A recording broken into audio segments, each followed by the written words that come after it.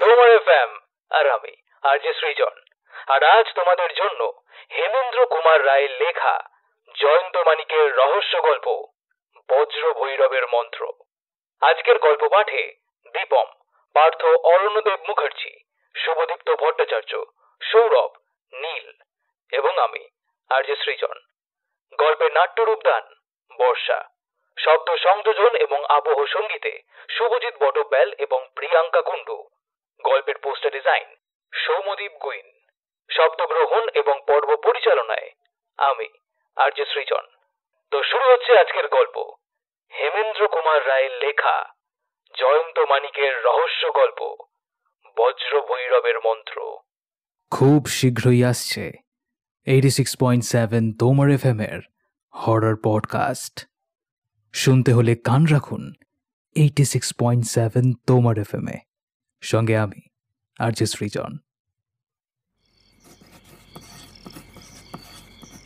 সন্ধ্যা উতরে গেছে। সুন্দরবাবু টেবিলের ধারে বসে একখানা চিঠি লিখছিলেন। হঠাৎ দরজা খোলার শব্দে পেছন দিকে ফিরে তাকালেন তিনি। জয়ন্ত ঘরের ভেতর ঢুকে বলল, কি বলেন সুন্দরবাবু? আমাকে দেখে আপনি নিশ্চয়ই খুব আশ্চর্য হয়েছেন। জয়ন্ত, তুমি তুমি কলকাতায় ফিরে এসেছো? আমি তো জানতাম তুমি এখনো শ্যামদেশেই আছো। জয়ন্ত কোনো জবাব না দিয়ে আগে ঘরের আলোটা নিভিয়ে দিয়ে রাস্তার দিকের জানলার কাছে মুখটা বাড়িয়ে নিচের দিকে কি একটা দেখতে লাগলো। মিনিট চারেক সেইভাবে স্থির হয়ে দাঁড়িয়ে থেকে সে আবার ফিরে এসে আলোটা জ্বেলে দিয়ে বলল, যাক, চুয়াংয়ের চড়কে তাহলে ফাঁকি দিতে পেরেছি। এই কেই বা চুয়াং আর কেই বা তার চর, ব্যাপার কি জয়ন্ত? চুয়াং হচ্ছে এক চিনেম্যানের নাম। একাধারে সে হচ্ছে জাদুকর আর দস্যু দলের সর্দার। বিচিত্র তার ক্ষমতা, সারা পৃথিবী যেন তার নখদর্পণে। ইউরোপ আমেরিকাতেও মাঝে মাঝে গিয়ে রসাতল কাণ্ড বাঁধিয়ে সে ভয়াবহ নাম কিনেছে।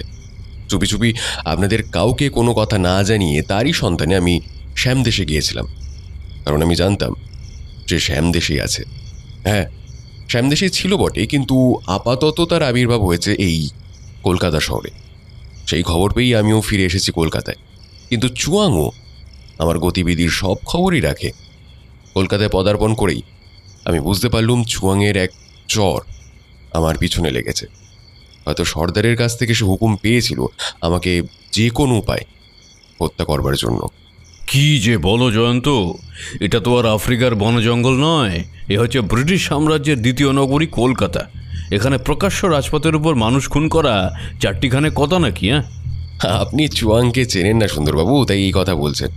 চুয়াং ইংরেজ রাজত্বের সর্বপ্রধান নগর লন্ডনে গিয়েও একজন লর্ড আর একজন স্যার উপাধিধারী বিখ্যাত লোককে প্রায় সকলের চোখের সামনে খুন করে এসেছে। তাদের তুলনায় আমি তো ক্ষুদ্র জীব মাত্র। চুয়াং আমাকে গ্রাহ্যের মধ্যেই বা আনবে কেন? জয়ন্ত, তুমি একই কথা শোনালে হে।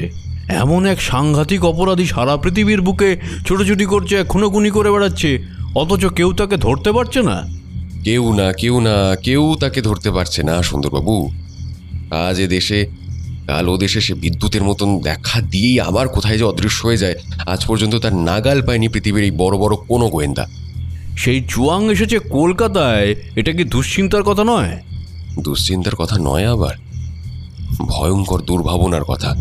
কিন্তু চুয়াং কেনই বা কলকাতায় এসেছে, আর কেনই বা তুমি তার পিছনে পিছনে এতটা দৌড়াদৌড়ি করছো? তাহলে শুনুন, কয়েক মাস আগে এই কলকাতা শহরে রহস্যজনকভাবে পরপর 3 জন প্রত্নতাত্ত্বিকের মৃত্যু হয়েছিল। সে কথা বোধহয় আপনি ভোলেননি। নিশ্চয়ই ভুলিনি। একদল প্রত্নতাত্ত্বিক ব্রহ্মদেশের কোনো এক নিবিড় জঙ্গলে গিয়েছিলেন পুরাকালের কি একটা ভগ্নস্তূপ না মন্দির আবিষ্কার করতে। সেখানে গিয়ে তাঁরা কি দেখেছিলেন আর কি পেয়েছিলেন তা অবশ্য আমি জানি না, কিন্তু সেখান থেকে ফিরে আসার পরেই তাদের সাথে নানান দুর্ঘটনা ঘটে। তারপর তো একে একে 3 জন প্রত্নতাত্ত্বিকের অদ্ভুত আর আকস্মিক মৃত্যু হলো। সন্দেহজনক হলেও তারও কারণ এখনো পর্যন্ত জানা যায়নি। তুমি তো সেই কথাই বলছো?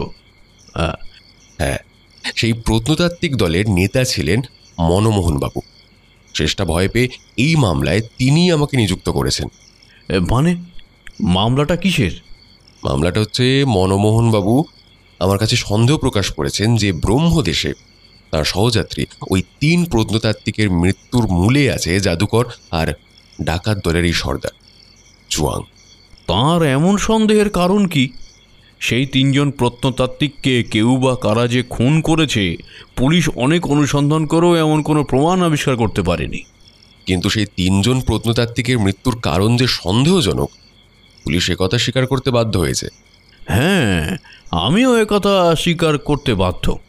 কিন্তু মনমোহনবাবু দৃঢ় বিশ্বাস যে চুয়াংই কোনো গুপ্ত উপায় তার 3 জন বন্ধুকে খুন করেছে।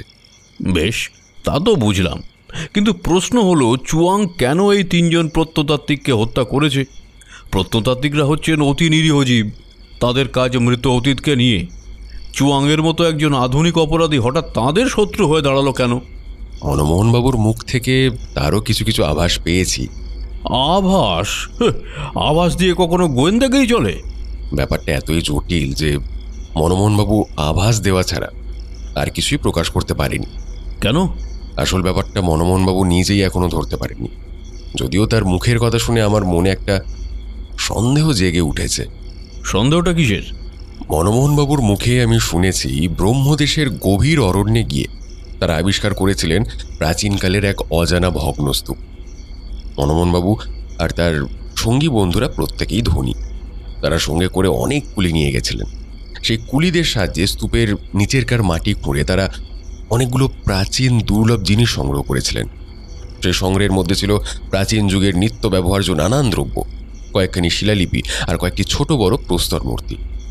এক জায়গায় একটি পাথরের ছোট্ট সিন্দুকের ভেতরে ছিল একটি শিলালিপি আর সেখানকার বৌদ্ধতান্ত্রিকদের উপাস্য বজ্র ভৈরবের মূর্তি। মনমোহনবাবু এখনও সেই শিলালিপির সম্পূর্ণ পাঠোদ্ধার করতে পারেননি, কারণ সেই শিলালিপিটা নাকি সেকালের প্রচলিত আর অপ্রচলিত নানান ভাষায় লেখা।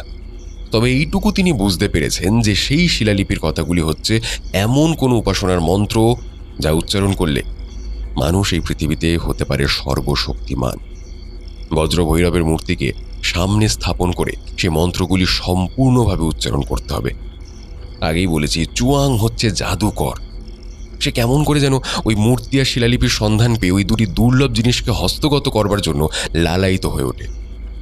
মনমোহনবাবুরা যখন ব্রহ্মদেশের সেই জঙ্গল থেকে ফিরে আসছিলেন, তখনই চুয়াংয়ের সঙ্গে তার একবার দেখা হয়েছিল। সেই সময় মনমোহনবাবুর কাছে সে বলেছিল ওই শিলালিপি আর মূর্তিটি তার হাতে সমর্পণ করলে বিনিময়ে তিনি 50,000 টাকা পেতে পারেন। কিন্তু মনমোহনবাবু আর তার সঙ্গীরা সেই প্রস্তাবে যথারীতিভাবে রাজি হননি। চুয়াং এতটা আশা করেনি, কাজেই সে বেশি লোক নিয়ে মনমোহনবাবুদের কাছে গিয়ে এই প্রস্তাব করতে যেতে পারে। মনমোহনবাবুরা সেদিন ছিলেন দলে রীতিমতো ভারী, সুতরাং সেদিন চুয়াংকে বাধ্য হয়ে ইচ্ছের বিরুদ্ধে ফিরে আসতে হয়। মনমোহনবাবু বলেন, তারা যখন জাহাজে চড়ে সমুদ্রপথে যাত্রা করেছেন, তখনও নাকি কখনো অজানা বোম্বেটে জাহাজ তাদের আক্রমণ করবার বারবার চেষ্টা করছিল, কিন্তু সে চেষ্টা সফল হয়নি। তারপর কলকাতায় ফিরে এসেও তারা নাকি নানান রকম বিপদের মধ্যে পড়ে গিয়েছিলেন। তারপর একে একে মনমোহনবাবুর সঙ্গী 3 জন প্রত্নতাত্ত্বিকের অজানা উপায়ে মৃত্যু হলো, আর সঙ্গে সঙ্গে তাদের প্রত্যেকের ঘর থেকে চুরিয়ে গেল ব্রহ্মদেশ থেকে আনা সেসব পুরাকীর্তির এক বা একাধিক নমুনা। কিন্তু সেই বজ্র ভৈরবের মূর্তি আর শিলালিপি আছে মনমোহনবাবুর কাছে। চুয়াং তখনও সেটা জানত না, তাই সে প্রথমেই মনমোহনবাবুকে আক্রমণ করেনি। ওদিকে 3 জন প্রত্নতাত্ত্বিকের অস্বাভাবিক মৃত্যুতে কলকাতার পুলিশ অত্যন্ত জাগ্রত হয়ে উঠেছে দেখে চুয়াং এখান থেকে সরে পড়েছিল শ্যাম দেশে। ইতিমধ্যে মনমোহনবাবু এসে আমার আশ্রয় নিলেন, আর তার মুখে সব কথা শুনে মামলাটার নতুনত্ব দেখে উৎসাহিত হয়ে আমিও ছুটে গেলুম শ্যাম দেশে চুয়াংয়ের খোঁজে।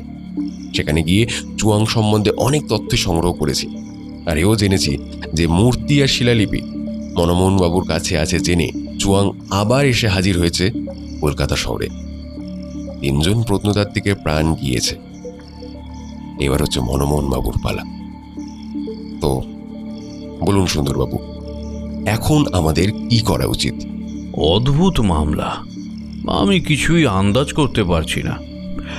তবে এইটুকু কেবল বুঝতে পারছি যে অতঃপর মনমোহনবাবুর উপরে পুলিশের কড়া পাহারা রাখা দরকার। পুলিশের পাহারা বসেও চুয়াংকে কোনো দেশেই কেউ বাধা দিতে পারে। সে তার কর্তব্য পালন করতে এতটুকু বিলম্ব করে না। সে ঠিক এই সময় ঘরের ভেতর এসে প্রবেশ করলো মানিক। জয়ন্ত, জয়ন্ত, আমাকে মনমোহনবাবু এইমাত্র ফোন করেছিলেন। মনমোহনবাবু? কেন? আরে, মনমোহনবাবুর বাড়ির সামনের রাস্তার উপর দিয়ে আজ সন্ধ্যার পর থেকে নাকি খালি চিনেম্যানের পর চিনেম্যান আনাগোনা করছে। ওপাড়ায় তো সারা বছরে 3-4 জনের বেশি চিনেম্যান দেখাই যায় না, কিন্তু এখন তিনি অত্যন্ত ভয় পেয়ে আমাকে ফোন করে জিজ্ঞাসা করছিলেন যে কলকাতায় তুমি এসেছো কিনা। শুনলেন তো সুন্দরবাবু, আর কোনো প্রশ্ন করবেন না। এখনই একদল সশস্ত্র সেপাই নিয়ে মনমোহনবাবুর বাড়িতে যাবার ব্যবস্থা করুন। চলো মানিক, আমরা আর এখানে অপেক্ষা করতে পারি না। সুন্দরবাবুর দলবল আসুক আর না আসুক, আমাদের এখনই গিয়ে হাজির হতে হবে ঘটনাস্থলে। বলতে বলতে সে মানিকের হাত ধরে টেনে ঘরের ভেতর থেকে ছুটতে ছুটতে বাইরে বেরিয়ে গেল। সুন্দরবাবু ভ্যাবাচেকার মতন এদিক ওদিক তাকিয়ে কেবলমাত্র বললেন, অবাক কাণ্ড বাবা।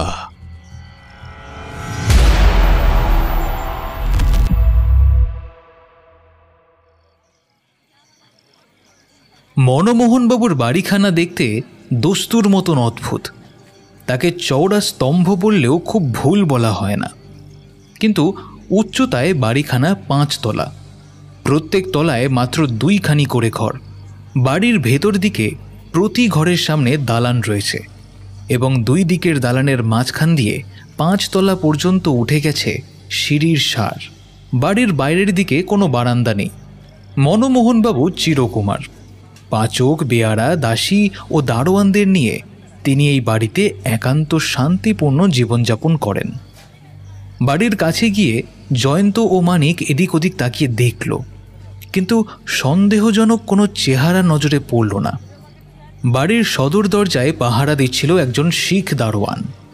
জয়ন্তদের দেখেই সে তাড়াতাড়ি উঠে দাঁড়িয়ে সালাম ঠুকে জানালো যে মনমোহনবাবু একতলার বৈঠকখানাতেই বসে তাদের জন্য অপেক্ষা করছেন। বৈঠকখানার ভিতরে একতলার জিনিসের মধ্যে আছে কেবল একটি টেবিল, খান কয়েক চেয়ার ও একটিখানি কার্পেট। তাছাড়া বাকি সমস্তই যা রয়েছে তার সঙ্গে জড়িয়ে আছে সুদূর অতীতের স্মৃতি। ঘরখানাকে দেখলে মনে হয় যেন কোনো মিউজিয়ামের মধ্যে প্রবেশ করলাম। ঘরের সর্বত্রই বিরাজ করছে রীতিমতো একটা লণ্ডভণ্ড ভাব। ঘরের 2 দিকের দেওয়াল জুড়ে শ্রেণীবদ্ধভাবে দাঁড়িয়ে রয়েছে কেবল মোটা মোটা বই ভরা আলমারির পর আলমারি। কার্পেটের অধিকাংশ জুড়ে এলোমেলোভাবে দাঁড়িয়ে রয়েছে ছোট, বড়, মাঝারি এবং ভাঙা ও অভাঙা পুরাতন পাথরের মূর্তির পর মূর্তি। টেবিলের ওপরে, চেয়ারের ওপরে, মেঝের ওপরে ছড়িয়ে রয়েছে অসংখ্য পুঁথিপত্র, প্রাচীন শিলালিপি বা তাম্রলিপি। সেকেলের বেরঙা ধাতুর থালাও রয়েছে, বাটিও রয়েছে এবং আরও অনেক কিছু। তার উপরে যেদিকে চোখ ফেরানো যায় সেদিকেই নজরে পড়ে খালি ধুলো আর ধুলো আর ধুলো। টেবিলের সামনের একটিখানি মাত্র চেয়ারের ওপর বসে রয়েছেন পৃথিবী প্রসিদ্ধ প্রত্নতাত্ত্বিক মনমোহনবাবু। বেশ হৃষ্টপুষ্ট চেহারা তার। তার মাথার মাঝখান জুড়ে আছে মস্ত একটি গোলাকার টাক, কিন্তু টাক যেখানে শেষ হয়েছে সেখান থেকে আরম্ভ হয়েছে কাঁচায় পাকায় মেশানো ঘাড় পর্যন্ত বিস্তৃত লম্বা লম্বা চুল। মনমোহনবাবুর মুখ জুড়ে দাড়ি গোঁফের জঙ্গল, চোখে 2খানা বিষম পুরু কাঁচওয়ালা চশমা, এবং সেই চশমার কাঁচের পেছনে এবং অত্যন্ত রোমশ 2 ভুরুর ছায়ায় দেখা যাচ্ছে কেমন যেন অন্যমনস্ক ও তন্দ্রাতুর অথচ বুদ্ধির তীক্ষ্ণতা মাখা 2টি আশ্চর্য চোখ। মনমোহনবাবুর পরনে একটি খাকি রঙের শার্ট, সেটি বোতামহীন বলে তার তলা থেকে উঁকি মারছে বেশ একটি মলিন গেঞ্জি। জয়ন্তর মুখেই আমরা শুনেছি যে মনমোহনবাবু নাকি অত্যন্ত ধনী ব্যক্তি, কিন্তু তাকে দেখলে মনে হয় তিনি একজন আধ পাগলা অল্প মাইনের স্কুল মাস্টার ছাড়া আর কিছুই নন। জয়ন্ত ও মানিক এই অদ্ভুত ঘরের সঙ্গে আগে থেকেই পরিচিত ছিল। তাদের ঘরের ভেতর আসতে দেখেই মনমোহনবাবু তাড়াতাড়ি দাঁড়িয়ে উঠলেন। তারপর অত্যন্ত খুশি কণ্ঠে বললেন, আরে আসুন জয়ন্তবাবু, আসুন আসুন মানিকবাবু, আপনাদের দেখে আমার ধরে যেন প্রাণ ফিরে এলো। কি ব্যাপার মনমোহনবাবু, হঠাৎ আপনি এতটা ভয় পেয়েছেন কেন? বলেন কি মশাই, ভয় পাবো না? যে পাড়ায় 9 মাসে 6 মাসে 1-8জন চিনেম্যান দেখা যায়, সেখানে আজ রাস্তায় উপরে দেখছি দলে দলে তাদের শোভাযাত্রা। জানেনই তো, আমার 3 প্রত্নতাত্ত্বিক শিষ্য সতীশ, জ্যোতিষ আর মৃগাঙ্ক হঠাৎ মারা পড়েছে রহস্যজনক উপায়। আপনি নিজেই সন্দেহ প্রকাশ করে গিয়েছেন যে সে বেচারীরা ইহলোক থেকে বিদায় নিতে বাধ্য হয়েছে সেই ভয়ানক চিনেম্যান চুয়াংয়ের ষড়যন্ত্রেই। বর্মায় একদিন মাত্র চুয়াংকে চোখে দেখেছিলাম, কিন্তু আজও মাঝে মাঝে দুঃস্বপ্নে সেই ভয়াবহ মূর্তিকে দেখে জেগে উঠি। জানেন, আজ এই পাড়ায় হঠাৎ চীনে পল্টানের শোভাযাত্রা, এর পরেও বলছেন ভয় পাবো না? আমরা যখন এসে পড়েছি তখন আপনার আর কোনো ভয়ের কারণ নেই। ভয়ের কারণ আছে কিনা জানি না, তবে আপনাদের দেখে আমি কিছুটা আশ্বস্ত হয়েছি বটে। কিন্তু আমরা এখানে এসে রাস্তায় কিন্তু একটাও চিনেম্যানকে দেখলাম না। আগে হ্যাঁ, আমিও সেটা লক্ষ্য করেছি। 5 তলার ঘরে জানলার ধারে আমি দূরবীন নিয়ে দাঁড়িয়েছিলাম। আমিও দেখেছি পথের ওপর থেকে হঠাৎ চিনেম্যানদের শোভাযাত্রা অদৃশ্য হয়ে গিয়েছে। হ্যাঁ, তাই তো আমি একটু ভরসা পেয়ে নেমে এসে বৈঠকখানায় আপনাদের জন্য অপেক্ষা করছিলাম। কিন্তু চিনেম্যানদের এই হঠাৎ আসা যাওয়ার ব্যাপারটাও একটা মস্ত রহস্য বলেই মনে হচ্ছে। আচ্ছা মনমোহনবাবু, আপনি দূরবীনে রাস্তায় চুয়াংয়ের মতন কাউকে দেখেছেন কি? বলেন কি মশাই, চুয়াংয়ের দেখা পেলে এতক্ষণে আমি আপনাকে সে কথা জানাতাম না? মোটেই নয়, মোটেই নয়। চুয়াং ফুয়াং কারো কি আমি দেখিনি। দেখেছি কেবল দলে দলে অচেনা চিনেম্যান। মনমোহনবাবু, যতটা পারেন চুপি চুপি কথা বলবেন। শ্যামদেশে গিয়ে চুয়াংয়ের যে ইতিহাস আমি সংগ্রহ করেছি তা হচ্ছে ভয়ঙ্কর। চুয়াং যার ওপরে দৃষ্টি দেয় তার ঘরের দেওয়ালগুলো পর্যন্ত যেন মানুষের কথা শুনতে পায়। কিন্তু একটা কথা আপনাকে জিজ্ঞাসা করি, সেই বজ্রভৈরবের মূর্তি আর শিলালিপিখানা কি এই বাড়ির ভেতরেই আছে? মোটেই নয়। আপনার কথা মতো সেই দুটো বিপজ্জনক জিনিসকে আমি ব্যাংকের সেফ ডিপোজিট ভল্টে রেখে এসেছি। হ্যাঁ। জয়ন্ত, ও জয়ন্ত, এইটাই কি মনমোহন বাবুর বাড়ি? তুমি কি এখানেই আছো? জয়ন্তের ইঙ্গিতে মানিক তাড়াতাড়ি উঠে দ্রুত পায়ে বাইরে গিয়ে বলল, আরে চুপ করুন সুন্দরবাবু, চুপ করুন। অপরাধীকে গ্রেপ্তার করতে এসেছেন আপনি, চেঁচিয়ে এখানে আকাশ ফাটাবেন না। বেশ, তাহলে আমি এই মুখ বন্ধ করলাম। আপনার সঙ্গে 6 জন সেপাই আছে দেখছি। ঠিক আছে, ওদেরকে নিয়ে ভেতরে ঢুকে পড়ুন। দারোয়ান, বলছি তুমি সদর দরজা ভেতর দিক থেকে বন্ধ করে দাও। সেপাইদের নিয়ে তুমি এই দরজার ঠিক পেছনেই বসে থাকো। আপনি সুন্দরবাবু আসুন আমার সঙ্গে, আপনার সঙ্গে মনমোহনবাবুর পরিচয়টা করিয়ে দিই। বৈঠকখানায় ঢুকে চারিদিকে সচকিত দৃষ্টি নিক্ষেপ করে সুন্দরবাবু বললেন, এমন অসম্ভব ঘর তো জীবনে আমি কখনো দেখিনি। এ ঘরের ভিতরে কি ভূমিকম্প হয়েছে? মনমোহনবাবু আবার উঠে দাঁড়িয়ে একখানা চেয়ারের ওপর থেকে মাঝারি আকারের একটি বুদ্ধ মূর্তিকে নামাতে নামাতে বললেন, বলেন কি মশাই, এই ঘরের ভিতরে ভূমিকম্প হলে আমি কি আর বাঁচব? মোটেই নয়, মোটেই নয়। এ ঘরে সঞ্চিত হয়ে আছে আমার সারা জীবনের সাধনা ধন। বসতে আজ্ঞা হোক মশাই, এই চেয়ারে বসতে আজ্ঞা হোক। ওরে বাবা, এ আবার কোথায় এসে পড়লুম? আপনি ধাপধারা গোবিন্দপুরের কোনো বাড়িতে আসেননি, আপনি এসেছেন প্রত্নতাত্ত্বিক মনমোহন বাবুর বাড়িতে। ইনিই হচ্ছেন মনমোহন বাবু। মনমোহনবাবু সবিনয়ে সুন্দরবাবুকে নমস্কার করলেন। সুন্দরবাবু, আপনি কি খেয়ে দিয়ে এখানে এসেছেন? খেয়ে দিয়ে এখানে আসবো মানে? আমি কি রাত 12টার আগে কোনোদিনও খাই? আর খেয়ে দেই বা এখানে আসবো কেন বলো দেখি? কারণ হয়তো আজ সারা রাতই আমাদের এখানে অত্যন্ত সচেতন হয়ে থাকতে হবে। তাহলে বাড়িতে গিয়ে এখনই আমার খেয়ে আসা উচিত। বলেন কি মশাই, আমাকে রক্ষা করতে এসে আপনাদের কি উপোস করতে হবে নাকি? এ মা, মোটেই নয়, মোটেই নয়। আমি এখনই আপনাদের খাওয়া দাওয়ার সমস্ত ব্যবস্থা করে দিচ্ছি। আরে আজ আপনারা আমার অতিথি। সে কথাই ভালো। খাওয়া দাওয়ার পরে আমরা এই ঘরেই বসে বিশ্রাম করব। রাত প্রায় 12টার পরে খাওয়া দাওয়া সাঙ্গ করে সকলে আবার এসে বসল বৈঠকখানায়। ভুঁড়ির ওপর হাত বুলোতে বুলোতে সুন্দরবাবু কৃত্রিম বিরক্তির স্বরে বললেন, এ আপনার ভারী অন্যায় কিন্তু মনমোহন বাবু। বলেন কি মশাই, না জেনে শুনে আমি কি কোনো খারাপ কাজ করে ফেলেছি নাকি? আরে মশাই, যা খাবার খাইয়েছেন আমার যে এখনই লম্বা হয়ে হাত পা ছড়িয়ে শুয়ে পড়বার ইচ্ছা হচ্ছে। তা এমনি আপনার ঘরের দশা, একখানা পা রাখবার জায়গা নেই। এখানে লম্বা হয়ে শোবার চেষ্টা করা দুশ্চেষ্টা মাত্র। সুন্দরবাবু, আমরা এখানে লম্বা হয়ে শুতে আসিনি, সোজা হয়ে বসে রাত জেগে পাহারা দিতে এসেছি। কিসের পাহারা বাবু? শত্রু কোথায়? রাস্তায় জনা কয়েক চীনাম্যান দেখলেই কি বুঝে নিতে হবে যে আজ রাত্রে তারা দল বেঁধে এই বাড়িখানাকে আক্রমণ করবে? নিতান্তই আজ মনমোহনবাবুর নুন খেয়ে ফেলেছি, তাই অন্তত চক্ষু লজ্জার খাতিরেও এখানে হাজির আছি।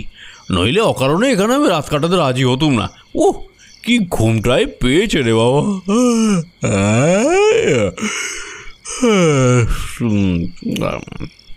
সুন্দরবাবু, চুয়াং আর তার দলকে আপনি চেনেন না। পৃথিবীর প্রায় সব দেশেরই পুলিশ চুয়াংকে জানে, কিন্তু তবু আজ পর্যন্ত কেউ তাকে ধরতে পারেনি। চুয়াং কাজ হাসিল করে প্রায় প্রকাশ্যেই, কিন্তু তাকে ধরতে গেলেই সে হাওয়ার মতো মিলিয়ে যায়। মনমোহনবাবু যথা সময় আমাদের খবর দিয়ে বড় বুদ্ধিমানের কাজ করেছেন। সে আজ এখানে নিজে আসবে কিনা জানি না, কিন্তু যদি আসে আর যদি আমরা তাকে গ্রেপ্তার করতে পারি, তাহলে নাম আর পদোন্নতি হবে আপনারই। আর বাক্য ব্যয় না করে আপনি দয়া করে ওই বড় চেয়ারখানার উপরে গিয়ে বসে পড়ুন। বসে বসে ঘুমাতে পারেন, যদি ঘুমান। দরকার হলেই যথাসময় আপনাকে জাগিয়ে দেওয়া হবে। সুন্দরবাবু আর কিছু না বলে বড় চেয়ারখানাকে টেবিলের সামনে টেনে আনলেন। তারপর চেয়ারের ওপর বসে টেবিলের ওপরে মাথা রেখে অবশ হয়ে লুটিয়ে পড়লেন। জয়ন্ত উঠে দাঁড়িয়ে ঘরের আলো নিভিয়ে দিয়ে বলল, ব্যাস, আর কোনো কথা নয়। হয়তো আজ আমাদের খালি কাদা ঘেঁটে মরাই সার হবে, তবু আমাদের সহ্য করতে হবে আজকের রাত্রি জাগরণের সমস্ত কষ্ট। উপায় নেই, উপায় নেই। চুয়াং হচ্ছে একটা বিভীষণ অপদেবতার মতো। জেগে বসেছিল কেবল জয়ন্ত আর মানিক। প্রায় শেষ রাত্রির স্তব্ধতাকে তখন বিদীর্ণ করছিল সুন্দরবাবু এবং মনমোহনবাবুর উচ্চ নাসিকা গর্জন। জয়ন্তের শ্রবণ শক্তি অত্যন্ত তীক্ষ্ণ। তার মনে হলো উপরতলা থেকে যেন কিরকম একটা সন্দেহজনক শব্দ শোনা যাচ্ছে। সে কান পেতে আরও ভালো করে শুনতে লাগল। তারপরেই হঠাৎ তার সমস্ত সন্দেহকে বিলুপ্ত করে উপরতলা থেকে একটা ভারী জিনিস পড়ার শব্দ হলো। জয়ন্ত এক লাফে দাঁড়িয়ে উঠল। মানিক, মানিক, আমাকে ডাকতে হবে না, আমি প্রস্তুত। সুন্দরবাবু, সুন্দরবাবু, উঠছেন? সুন্দরবাবু, শুনতে পাচ্ছেন? কে ডাকে বাবা? জেগে উঠুন, সেপাইদের ডেকে শিগগিরই উপরতলায় চলুন। কেন? কি হলো? আপনার কথার জবাব দেওয়ার মতন সময় এখন নেই। আমি আর জয়ন্ত এখন ওপরে চললুম। আপনিও যদি আসেন তাহলে খুব ভালো হতো। দোতলা ও তেতলায় কারোর সাড়া বা দেখা পাওয়া গেল না, কিন্তু চারতলায় উঠে জয়ন্ত আবিষ্কার করল সিঁড়ির বাম পাশের ঘরের দরজা খোলা রয়েছে। অথচ মনমোহনবাবুর মুখে সে আগেই শুনেছিল যে তিনি তার বাড়ির সমস্ত ঘরের প্রত্যেক দরজাতেই আজ কুলুপ লাগিয়ে এসেছেন। ঘরের ভেতরে ঢুকে আলো জেলে চারিদিকে তাড়াতাড়ি চোখ বুলিয়ে নিল জয়ন্ত। বলল, দেখো দেখো দেখো, মানে কারা এখানে এসে আসবাবপত্র ঘাঁটাঘাঁটি করে গিয়েছে। ওই দেখো, একটা ট্রাঙ্ক ওখানে উল্টে পড়ে রয়েছে, খুব সম্ভবত নিচে থেকে। আমরা ওইটে পড়ে যাওয়ারই শব্দ শুনতে পেয়েছিলাম। এ ঘরে কেউ নেই, শিগগির 5 তলায় চলো। ইতিমধ্যে সুন্দরবাবু ও মনমোহনবাবুর সঙ্গে সঙ্গে সেপাইরাও ওপরে এসে হাজির হলো। সকলে মিলে 5 তলায় গিয়ে দেখল দুদিকে দুটো ঘরের দরজাই খোলা, এবং দুটো ঘরেরই জিনিসপত্র নিয়ে যে টানাটানি করা হয়েছে তারও যথেষ্ট প্রমাণ পাওয়া গেল। জয়ন্ত দ্রুত পদে একবার 5 তলার উপরকার ছাদে উঠেও ঘুরে এলো। তারপর বলল, না না না, ছাদের উপরেও কোনো জনপ্রাণী নেই। কি আশ্চর্য! তবে 3-3টে ঘরের কুলুপ খুলে জিনিসপত্র তছনছ করলো কে? চোর এলো আর পালালোই বা কেমন করে? জয়ন্ত রাস্তার ধারের একটা জানলার দিকে অঙ্গুলি নির্দেশ করল। অত উঁচু জানালার লোহার গারদ কেটে ঘরের ভিতর চোর ঢুকেছে? হ্যাঁ, এও কি সম্ভব? বলেন কি মশাই, এই জানলাটা মাটি থেকে বোধহয় 60 ফুটের কম উঁচু হবে না। আর বাইরে থেকে জানালার কাছে আসবার কোনো উপায়ও নেই। আমার বাড়ির বাইরেটা একেবারে নেড়া, কোথাও বারান্দা পর্যন্ত নেই। জয়ন্ত খানিকক্ষণ অবাক হয়ে জানলা দিয়ে বাইরের দিকে তাকিয়ে স্থিরভাবে দাঁড়িয়ে রইল। তারপর ধীরে ধীরে জিজ্ঞাসা করল, মনমোহনবাবু, বাইরে রাস্তার দিকের দেওয়ালের গায়ে নিচে থেকে উপর পর্যন্ত কোনো জলের পাইপ টাইপ কি কিছু আছে? হ্যাঁ, মোটেই নয়। সরীসৃপ ছাড়া আর কোনো জীব আমার বাড়ির দেওয়াল বেয়ে এই 5 তলার উপরে উঠতে পারবে না। কি বললেন? সরীসৃপ? আগে হ্যাঁ, রাস্তা থেকে এত উঁচুতে দেয়াল বেয়ে উঠতে পারে কেবল সরীসৃপরাই, অর্থাৎ টিকটিকি, গিরগিটি আর ওই সাপটাপের মতন প্রাণী। সরীসৃপ। শুনেছি চুয়াং নাকি একজন নামজাদা জাদুকর। আমার বাড়িতে আজ যদি সে সত্যি এসে থাকে, তাহলে নিশ্চয়ই এসেছে ভোজবাজির সাহায্যে। সুন্দরবাবু, একবার এখানে এসে দেখে যান। কি আর দেখবো ভাই, আমি তো হতভম্ব হয়ে গেছি। বলতে বলতে তিনি এগিয়ে এলেন জানলার কাছে, দাঁড়ালেন। জয়ন্ত জানলার বাইরের দিকে হাত বাড়িয়ে অঙ্গুলি দিয়ে দেখিয়ে বললে, ওই ওই ওই ওই কার্নিশটা দেখছেন কি? দেখুন, ওর 2 জায়গায় 2টো বালির দাগ ভিতরে গভীরভাবে বসে গিয়েছে। তাই তো জয়ন্ত, তাই তো মনে হচ্ছে যেন 2 গাছা মোটা দড়ির দাগ দুটো নতুন। হ্যাঁ, তার মানে হচ্ছে নিচে থেকে দড়ি বেয়ে কেউ বা কারা এই জানলা পর্যন্ত উঠে এসেছে, তারপর জানলার গরাদ কেটে প্রবেশ করেছে ঘরের ভিতরে। আগে নিশ্চয়ই এই জানালার গরাদে ওই দড়ি বাঁধতে হয়েছে, কিন্তু সেটা বাঁধলো কে? ডানা না থাকলে কেউ তো আর 60 ফুট উপরে এসে জানালায় দড়ি বেঁধে যেতে পারে না। হ্যাঁ সুন্দরবাবু, সেটাই তো হচ্ছে আসল সমস্যা। জানলায় দড়ি বাঁধলো কে? এক, সন্দেহ করতে পারি মনমোহনবাবুর বাড়ির ভিতরেও কোনো বিশ্বাসঘাতক লোক আছে, সেই উপর থেকে দড়ি নিচের দিকে ঝুলিয়ে দিয়েছে। কিন্তু এই সন্দেহ সত্যি হতে পারে না, কারণ মনমোহনবাবু নিজেই এ দরজা বাইরে থেকে বন্ধ করে গিয়েছিলেন, আর আমরাও এসে দেখেছি দরজা বাইরে থেকে বন্ধই রয়েছে। ঘরের ভেতরের দিকের একটা জানলার কাটা গরাদও আমরা দেখেছি। তার মানে চোর বাইরে থেকে ঘরের ভেতরে ঢুকে বাড়ির অন্দরের দিকে একটা জানলা কেটে তবেই ওদিকে গিয়ে 5 তলার আর 4 তলার ঘরের কুলুপ খুলতে পেরেছে। বাড়ির ভিতরে কোনো বিশ্বাসঘাতক থাকলে চোর বা চোরদের এতটা কষ্ট স্বীকার করতে হতো না। সুতরাং আমাদের ধরে নিতেই হবে যে বাইরের চোর অদ্ভুত কোনো উপায় এই জানলায় দড়ি বেঁধে ঘরের ভেতরে প্রবেশ করেছে। কিন্তু দড়ি বাঁধলো কেমন করে? 1 তলা 2 তলা কিংবা না হয় 3 তলার ছাদ পর্যন্ত ধরলুম, কোনো রকমে হুক লাগানো দড়ি উপর দিকে ছুঁড়ে বাড়ির জানলায় বা কোনো পাঁচিলে সংলগ্ন করা হয়। কিন্তু 60 ফুট উঁচু জানলায় কোনো মানুষকে হুক লাগানো দড়ি ছুঁড়ে সংলগ্ন করতে পারে?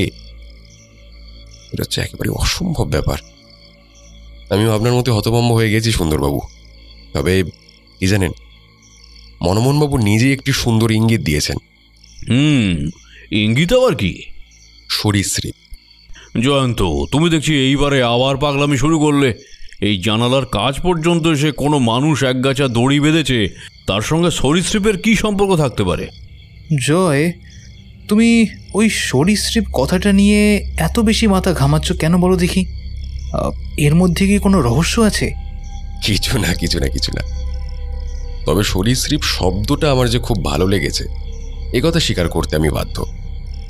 আমার দৃঢ় বিশ্বাস চুয়াং তার দলবল নিয়ে আজ আপনার বাড়ির ভেতরে এসেছিল কোনো রকম অদ্ভুত উপায়। আর সে যে কিসের সন্ধানে এসেছিল সেটা নিশ্চয়ই আপনি বুঝতে পারছেন।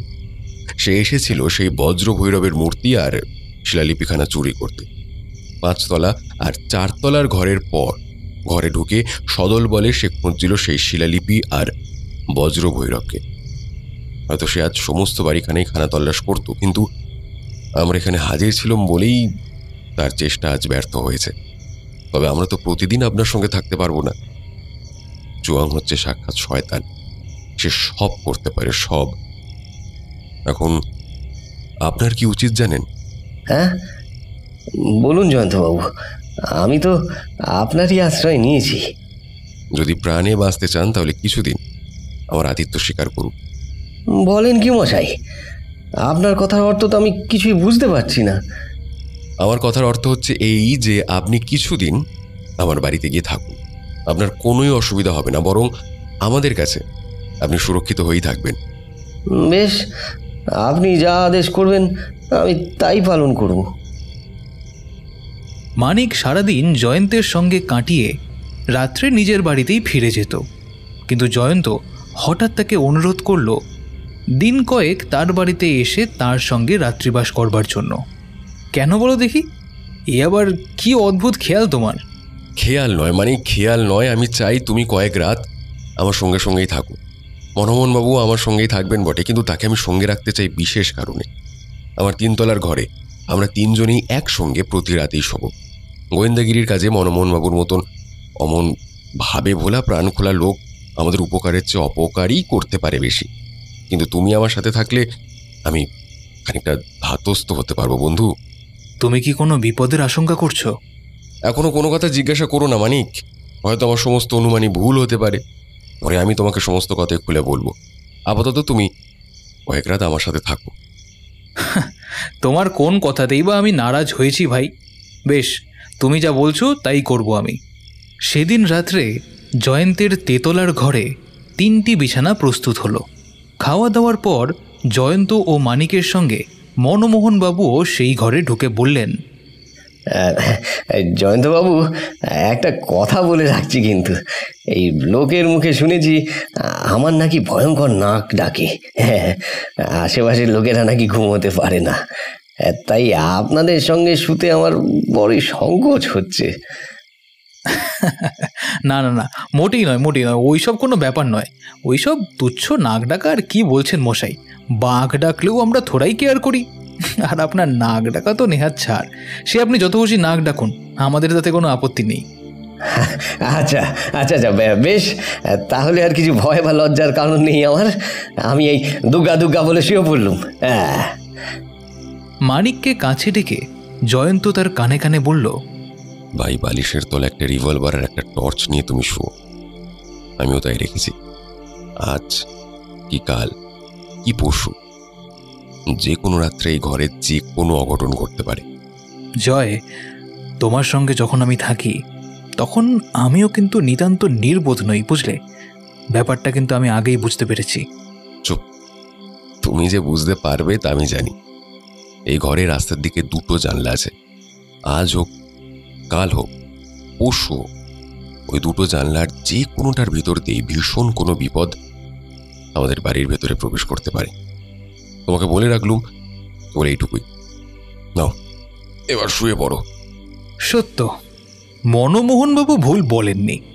তার নাসিকা গর্জনের মধ্যে একটা বিশেষত্ব আছে বটে। তার ওপর গুমোট গরম। মানিক সেদিন ঘুমোবার আশা একেবারেই ছেড়ে দিল। বিছানায় শুয়ে সে খালি এপাশ আর ওপাশ করতে লাগলো। জয়ন্তের বিছানার দিক থেকে কোনো শব্দ পাওয়া গেল না। হঠাৎ মানিক শুনল ঘরের একটা জানলার কাছে কিরকম যেন একটা সন্দেহজনক শব্দ হচ্ছে। সে রাত্রির আকাশ ছিল একেবারে নিশ্চন্দ্র, কিন্তু তবু জানলার দিকে তাকিয়ে মানিকের মনে হলো সেখানে যেন কোনো একটা জীবন্ত ছায়ার আবির্ভাব ঘটেছে। হঠাৎ জয়ন্ত নিজের বিছানার ওপর থেকে চেঁচিয়ে উঠল, মানিক, মানিক, রিভলভার নাও, জানলার উপরে টর্চের আলো ফেলো, যাকে দেখবে তাকেই গুলি করবে। সঙ্গে সঙ্গেই জয়ন্তের টর্চের শিখা গিয়ে পড়ল জানলার ওপরে। মানিকও টর্চ জ্বালল। জানলার ওপরে দেখা গেল একটা বৃহৎ ময়াল সাপকে। সে একটা জানলার গড়াতকে চারিদিকে বেষ্টন করেছিল। একসঙ্গে জয়ন্ত ও মানিকের রিভলভার দুটো 3-4 বার গর্জনের পর গর্জন করল, এবং সঙ্গে সঙ্গে শরীরী দুঃস্বপ্নের মতন সেই ময়াল সাপটা তার সর্বাঙ্গ আন্দোলিত করে তীব্র আলোক রেখার ভেতর থেকে অদৃশ্য হয়ে গেল। তারপরে শোনা গেল নিচে রাস্তার উপরে তার গরুভার দেহ পতনের শব্দ। হঠাৎ জয়ন্ত বিছানা থেকে লাফিয়ে পড়ে ঘরের সেই জানলার দিকে ছুটে গেল এবং তার রিভলভারের বাকি 3টে গুলিও রাস্তার দিকে ছুঁড়ে দিল। তারপর বলল, মানিক, মানিক, তোমার রিভলভার ছোড়ো।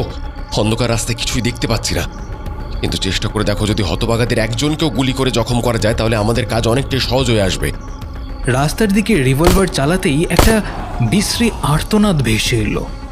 লেগেছে, লেগেছে, একজনের গায়ে গুলি লেগেছে। এসো, আমরা এবার রিভলভারে গুলি ভরে নিয়ে রাস্তায় গিয়ে দাঁড়াই। যদি একটা শয়তানকেও ধরতে পারি, বাকি সবাইকে হাত করে পড়াতে বেশি দেরি লাগবে না। ততক্ষণে মনমোহনবাবু উঠে বসেছেন। জয়ন্ত এবং মানিক যখন ঘরের ভেতর থেকে বেরিয়ে যাচ্ছে, মনমোহনবাবু তখন অভাবিত তৎপরতার সঙ্গে শয্যা ত্যাগ করে নিচে নেমে পড়লেন। তারপর বললেন, বলেন কি মশাই, চারিদিকে শুনছি বন্দুকের গোলমাল, আর আপনারা কিনা আমাকে এইখানে একলা ফেলে লম্বা দিতে চান? মোটেই নয়, মোটেই নয়, আমিও যাব আপনাদেরই সঙ্গে। জয়ন্ত ও মানিক রাস্তায় বেরিয়ে শুনল একখানা মোটরের গর্জন। হঠাৎ জেগে উঠে বেগ তুলে ছুটে গেল। হয়তো চুয়াঙি তার দলবল নিয়ে সরে পড়ল। আজ আর ওর পাত্তা পাওয়া অসম্ভব। এবার টর্চ জেলে দেখা যেতে পারে রাস্তার এখানে এত ঝটাপটি শব্দ হচ্ছে কেন। জয়ন্ত ও মানিক দুজনেই টর্চ জ্বালল একসঙ্গে। ত্রস্ত চোখে দেখল ঠিক তাদের বাড়ির নিচেই চারিদিকের রাস্তায় ধুলো উড়িয়ে একটা ৮-১০ হাত লম্বা ময়াল জাতীয় সাপ চক্রাকারে পাক খেতে খেতে এবং মাটির ওপরে ল্যাজ আঁচড়াতে আঁচড়াতে ভীষণভাবে ছটফট করছে। সাপটার মাথা ঘুরিয়ে গিয়েছে, কিন্তু ওর দেহটা এখনো ছটফট করবে অনেক ঘন্টা ধরে। বলেন কি মশাই? যে লোকটা জখম হয়েছিল সেও পালিয়েছে দেখছি, কিন্তু জয়ন্ত, আমার সন্দেহ হচ্ছে চুয়াং সাপটাকে এখানে সঙ্গে করে নিয়ে এসেছে। তোমার সন্দেহ মিথ্যে নয়, কেন তা বুঝতে পেরেছো? না, কেন? মানে তুমি কি এখনো সাপটা লেজের দিকে লক্ষ্য করোনি? তাই তো জয়ন্ত, সাপের লেজের দিকটা খানিকটা দড়ি দিয়ে বাঁধা রয়েছে দেখছি। হ্যাঁ, এখন খানিকটা রয়েছে বটে, কিন্তু একটু আগে দড়ি গাছে ছিল অনেকটা লম্বা। চুয়াং পালাবার সময় বাকি দড়ি কেটে নিয়েছে, পাছে সাপের লেজের মারাত্মক আঘাত খেতে হয়, সেই ভয়ে সব দড়ি কাটতে পারেনি। কিন্তু যেটুকু সে রেখে গিয়েছে আমাদের পক্ষে সেটুকুই যথেষ্ট। ওর লেজে দড়ি বেঁধেছিল কেন? ভালো প্রশ্ন। শুনুন, তবে বলি, আমি যখন শ্যামদেশে ছিলাম তখন শুনেছিলাম যে চুয়াং নাকি জানোয়ারদের পোষ মানাতে ওস্তাদ। একসময় তার নিজেরও একটি বড় সার্কাসের দল ছিল, আর এখনও চুয়াংয়ের আড্ডায় থাকে তার নিজের হাতে শিক্ষিত নানান রকম জানোয়ার। মনমোহনবাবু, সেদিন আপনাদের মতো আমিও কিছুতেই আন্দাজ করে উঠতে পারিনি যে আপনার 60 ফুট উঁচু জানলায় চোর কেমন করে দড়ি বাঁধল। তারপর আপনি যখন কথা প্রসঙ্গে হঠাৎ সরীসৃপ শব্দটা উচ্চারণ করলে অমনি ধাঁ করে আমার মাথায় একটা সন্দেহ জেগে উঠল। সাপেরা সরীসৃপ জাতির অন্তর্গত। সার্কাসে আমি কয়েকবার পোষ মানা শিক্ষিত সাপের আশ্চর্য খেলা দেখেছি। কেন জানি না হঠাৎ আমার মন বলল, আচ্ছা, সাপরা তো খাড়া দেওয়ালের গাবে অনায়াসে উপরে উঠতে পারে, চুয়াংও কোনো শিক্ষিত সাপের সাহায্য নেয়নি তো? এই প্রশ্নের উত্তর খোঁজবার জন্যই আমি মনমোহনবাবুকে এখানে এসে কিছুদিন থাকতে বলেছি, কারণ আমি জানতাম যে চুয়াং তাহলে মনে করবে মনমোহনবাবু তার ভয়ে বজ্রভৈরব আর শিলালিপি নিয়ে আমারই আশ্রয় গ্রহণ করেছেন। একসঙ্গে নিজের কার্যোদ্ধার আর আমার মতন মহাশত্রুকে নিপাত করার এমন সুযোগ সে যে কিছুতেই ত্যাগ করবে না, এটা অনুমান করাও খুব কঠিন না। তাই আমি প্রস্তুত হয়েছিলাম তার দ্বারা আক্রান্ত হওয়ার জন্য। কি মুশকিল, আমি যে এখনো আসল কথাটাই ধরতে পারছি না। চুয়াং আমার 5 তলার জানলায় দড়ি বেঁধেছিল কেমন করে? অত্যন্ত সহজ উপায়। নিজের হাতে শিক্ষিত সাপের লেজের দিকে সে দড়ি বেঁধে দিত। খুব সম্ভবত লাগামের টান অনুসারে ঘোড়া যেমন কোচম্যানের উদ্দেশ্য বুঝতে পারে, লেজের দড়িতে চুয়াংয়ের হাতের টান বুঝে এই শিক্ষিত সাপটাও জানতে পারত এইবারে কোথায় গিয়ে তাকে কোন কর্তব্য পালন করতে হবে। দড়িবাঁধা সাপটা নির্দিষ্ট জানলার কাছে গিয়ে এক জায়গায় গড়াদের ফাঁক দিয়ে ভেতরে ঢুকে অন্য একটা ফাঁক দিয়ে আবার বাইরে বেরিয়ে দেওয়াল বেয়ে নিচে নেমে চুয়াংয়ের কাছে ফিরে আসত। জানলার সংলগ্ন হয়ে দড়ির 2 মুখ থাকত চোরেদের হাতে। তখন সাপকে বন্ধনমুক্ত করে দড়ি ধরে ওপরে উঠতে কারোরই কোনো কষ্ট হতো না। জয়ন্ত, তোমার এই চুয়াং কেবল বিপজ্জনক অপরাধীই নয়, সে হচ্ছে অত্যন্ত কৌশলী ব্যক্তি। হ্যাঁ, অবশ্যই, একথা আমিও মানি। আজ পর্যন্ত পৃথিবীর আর কোনো অপরাধীকে এমন অদ্ভুত উপায় পরের বাড়িতে হানা দিতে শুনেছি বলে মনে হচ্ছে না। মানিক, যে লোকটা আমাদের গুলিতে জখম হয়েছিল তার খানিকটা রক্ত পথের উপরে পড়ে রয়েছে দেখতে পাচ্ছি। ওই রক্তের পাশে ওই সাদা মতো কি একটা রয়েছে না? মানিক কয়েক পা এগিয়ে গিয়ে হেঁট হয়ে সেটা তুলে নিয়ে বলল, এটা তো দেখছি একখানা কাগজ। দেখি। মানিক কাগজখানা জয়ন্তের হাতে দিল। টর্চের আলোকে কাগজখানা দেখে সে বলল, চিনেপাড়ার একটা চীনে হোটেলের খাবারের বিল। এতে যে খাবারগুলোর নাম লেখা রয়েছে সবই হচ্ছে চীনে খাবার। তাহলে এই অনুমান করে সঙ্গত খাবারগুলো যে খেয়েছে যাতেও সে চিনেম্যান। এখন বুঝে নাও, আমাদের এই বাঙালিপাড়ার রাস্তায় চিনেম্যানের চীনে হোটেলের বিল পড়ে থাকাটা খুব একটা স্বাভাবিক কিনা। খুব সম্ভব যে লোকটা আহত হয়েছে এ বিলখানা তারই পকেটে ছিল, আর এই চীনে হোটেলে তারা হয়তো প্রায়ই যাতায়াত করে। এই বিল দেখেই বুঝতে পারছি হোটেলের পাওনা হয়েছিল 32 টাকা 2 আনা 2 পাই। একজন মাত্র লোকের পক্ষে এত টাকার খাবার উদরস্থ করা সম্ভবপর নয়। সুতরাং বিলের তারিখ থেকে আমরা ধরে নিতে পারি কোনো বিশেষ হোটেলে আজ একদল চিনেম্যান গিয়ে এই খাদ্যগুলো গলাধ্যকরণ করেছে। মানিক আমাদের এর পরের কার্যক্ষেত্র হবে কোথায় সেটা তুমি আশা করি বুঝতে পেরেছো। পেরেছি বই কি জয়ন্ত? মোটেই নয়, আমি কিছুই বুঝে উঠতে পারছি না। এইসব প্রত্নতত্ত্বের কথা নয় মনমোহন বাবু, আপনি কিছু বোঝার চেষ্টাও করবেন না।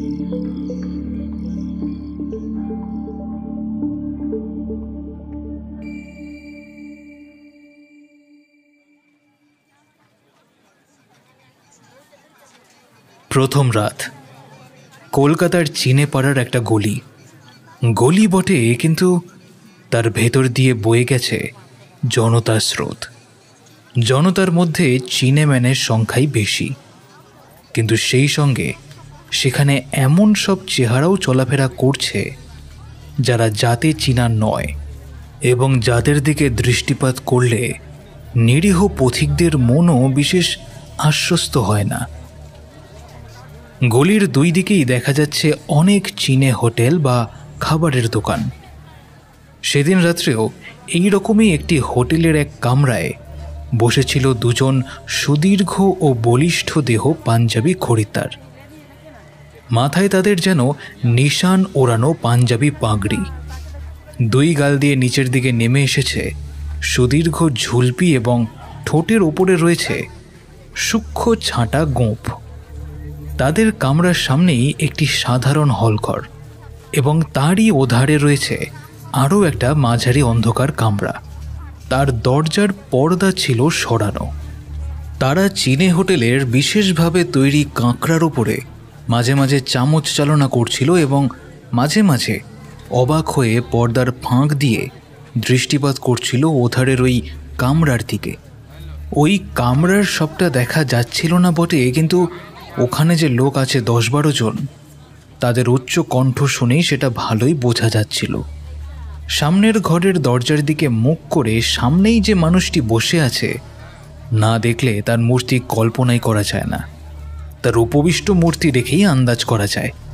উঠে দাঁড়ালে হয়তো সে মাথায় 8 ফুটের চেয়েও বেশি উঁচু হবে, আর সেই অনুপাতে চওড়াতেও তার মূর্তি হয়েছে একেবারে অসাধারণ। তার চোখের ভাব বোঝা যাচ্ছিল না, কারণ সে পরেছিল কালো কাঁচের চশমা। তবে তার ঠোঁটে যে কঠোরতা, যে নিষ্ঠুরতা, যে কুৎসিত হিংসার ভাব রয়েছে, সেটা ভাষায় বোঝানো যায় না। লোকটা পরেছিল ইউরোপীয় পোশাক, কিন্তু সে পোশাকে তাকে মোটেই মানাচ্ছিল না।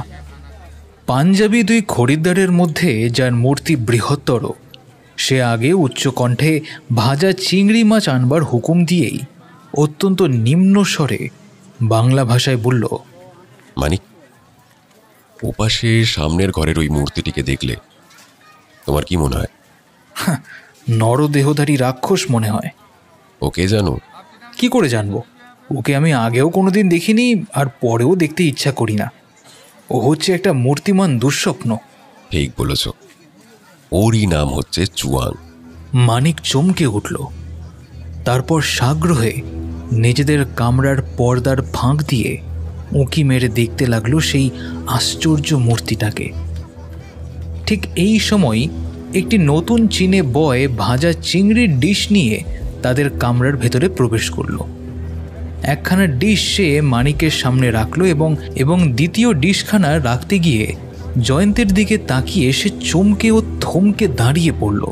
তার এই সচকিত ভাবটা স্থায়ী হলো এক পলকের জন্য। তারপরেই সে নিজেকে সামলে নিয়ে অত্যন্ত সহজভাবেই ডিশখানা জয়ন্তের সামনে রেখে বেরিয়ে গেল কামরার ভেতর থেকে। জয়ন্ত সামনের দিকে হেঁট হয়ে চুপি চুপি বলল, মানিক, তুমি ওই লোকটার ভাবভঙ্গি লক্ষ্য করেছো কি? করেছি। লোকটা আমার মুখের দিকে তাকিয়ে চমকে উঠলো কেন? হয়তো ও চুয়াংয়ের দলের লোক, হয়তো ও তোমাকে চেনে এবং তোমার ছদ্মবেশের ভেতর থেকে তোমাকে চিনতে পেরেছে, তাই জন্যই চমকে উঠেছে। ভালো কথা নয় মানিক, ভালো কথা নয়। দেখতে হলো। জয়ন্ত চেয়ার ছেড়ে উঠে দাঁড়িয়ে কামরার পর্দার কাছে গিয়ে ফাঁক দিয়ে তাকিয়ে রইল বাইরের দিকে। একটু পরেই জয়ন্ত দেখল সেই লোকটা একখানা খাবারের ডিশ হাতে করে ওধারে চুয়াংদের কামরার মধ্যে গিয়ে ঢুকল। তারপর খাবারের ডিশখানা চুয়াংয়ের সামনে রেখে তার কানে কানে কিছু একটা বলতে লাগলো। চুয়াংয়ের কোনো ভাবান্তর হলো না, এমনকি সে একবারও জয়ন্তদের কামরার দিকে ফিরে তাকালো পর্যন্ত না। কেবল মৃদু স্বরে বয়টাকে কি যেন একটা কথা বলল। কামরার বাইরে থেকে কেউ তা শুনতেও পেল না। চীনে বয়টা চুয়াংয়ের সামনে থেকে বেশ সহজভাবেই একখানা খালি এঁটো ডিশ তুলে ধীরে ধীরে সেই কামরার অন্য দিকে চলে গেল। জয়ন্ত আবার নিজের চেয়ারে বসে পড়ল, বলল, কিছুই বুঝলাম না। যাকগে, খাবার ঠান্ডা হয়ে যাচ্ছে, এসো আগে তার সদ্ব্যবহার করা যাক। দুজনে নীরবে ছড়ি ও কাঁটা তুলে নিয়ে সামনের ডিশ দুখানাকে আক্রমণ করল। মিনিটখানেক পরেই আচম্বিতে এক অন্ধকারের ধাক্কায় তারা দুজনেই চমকে উঠল। হোটেলের সব ঘরেই আলো চলে গিয়েছে। হোটেলের বিভিন্ন কামরায় থাকা খরিদ্দারেরা একসঙ্গে উচ্চ চিৎকার করে উঠল। চারিদিকে হুলস্থুল বেঁধে গেল। জয়ন্ত তাড়াতাড়ি উঠে পড়ল এবং ব্যস্ত কণ্ঠে বলল, মানিক মানিক মানিক, এখানে আর এক দণ্ড নয়, শিগগির বাইরে বেরিয়ে চলো। জয়ন্ত এবং মানিক দ্রুত পদে কামরার বাইরে গিয়ে পড়তেই হঠাৎ করে কারা তাদের চেপে ধরে সজোরে ও নিষ্ঠুরভাবে টানতে টানতে সেই অন্ধকারের কোন দিকে নিয়ে চলল বুঝতে পারল না তারা। খানিকক্ষণ পরেই আবার আলো জ্বলে উঠল এবং জয়ন্ত ও মানিক দেখল তারা হোটেলের ভিতরকার এমন একটা ঘরের ভেতর দাঁড়িয়ে আছে, সেখানে বাইরের খদ্দেরের আনাগোনা নেই। ইতিমধ্যে অন্ধকারেই শত্রুরা তাদের হাতগুলো পিচমোড়া করে বেঁধে ফেলেছে। তাদের কাছ থেকে হাত ৫-৬ তফাতে দাঁড়িয়ে রয়েছে স্বয়ং চুয়াং। সে পাহাড়ের মতন মূর্তিমান এবং তারই আশেপাশে মূর্তির মতন স্থির হয়ে আছে আরও ১০-১২ জন অতি কুৎসিত ও দেখতে ভয়ানক চিনেম্যান। তাদের মধ্যে জনচারেকের হাতে চকচক করছে এক একটা রিভলভার। চুয়াংয়ের দুটো মঙ্গোলীয় কুতকুতে চক্ষু জ্বলছিল আগুনের খণ্ডের মতন, কিন্তু তার মুখ সম্পূর্ণ ভাবহীন। ধীরে ধীরে সে ইংরেজিতে বলল, বাবু, আমি তোমাকে চিনি। চুয়াং, তুমিও আমার অপরিচিত নয়। আরে জানি বাঙালি বাবু, জানি। কি করে সন্ধান পেয়ে আমাকে আবিষ্কার করার জন্য তুমি গিয়েছিলে শ্যামদিশে, কিন্তু আমি যখন আড়ালে থাকতে চাই তখন সারা পৃথিবীর কোনো গোয়েন্দাই কি আমাকে আবিষ্কার করতে পারে? পারে না। এই তো আজই আমরা তোমাকে আবিষ্কার করে ফেলেছি। কিন্তু এই আবিষ্কারের ফল হলো কি? আমাকে যে আবিষ্কার করবে তার ভাগ্যে মৃত্যু অনিবার্য। অবশ্য স্বীকার করছি যে আজ তোমাদের দেখেও আমি চিনতে পারিনি, আর তোমাদের এখানে একবার দেখার জন্য আমি প্রস্তুত ছিলাম না। কিন্তু এই হোটেলেই আমার এমন কোনো পুরাতন চর আছে যার দৃষ্টি হচ্ছে ঈগল পাখির মতন তীক্ষ্ণ। তুমি এবারে প্রথম যেদিন কলকাতা এসেছিলে, আমার ওই চড়ুই হুকুম পেয়ে সেদিন তোমার পিছন পিছন গিয়েছিল তোমাকে খুন করবার জন্য। সেদিন তুমি তার চোখে ধুলো দিতে পেরেছিলে বটে, কিন্তু সে ভোলেনি তোমার মুখ। ছদ্মবেশের ভেতর থেকেও আজ সে তোমার মুখ আবিষ্কার করে ফেলেছে। তোমার সঙ্গে এই বাঙালি বাবুটি আবার কে? আমার বন্ধু। তোমার বন্ধু? তার মানে আমার শত্রু আছে সে? হ্যাঁ, আমার বন্ধু তো তোমার, দেখো, শত্রুই হওয়া উচিত, কিন্তু যাকে ওসব বাজে কথা। এখন বলো দেখি, তুমি আমাদের নিয়ে কি করতে চাও? কি করতে চাই? হ্যাঁ, কি করতে চাই, তোমাকে যে বধ করতে চাই, এটা বলাই হচ্ছে বাহুল্য। বেশ, তো তোমার সেই ইচ্ছেই পূর্ণ করতে পারো, আমরা প্রস্তুত। মরতে আমরা ভয় পাই না। হতে পারে, হয়তো সত্যি তোমরা মরতে ভয় পাও না, কিন্তু তোমাদের আমি মুক্তি দিতে রাজি আছি একটি মাত্র শর্তে। শর্ত? শয়তানের সঙ্গে মানুষের শর্ত? শয়তান যা পালন করবে না সেই শর্ত?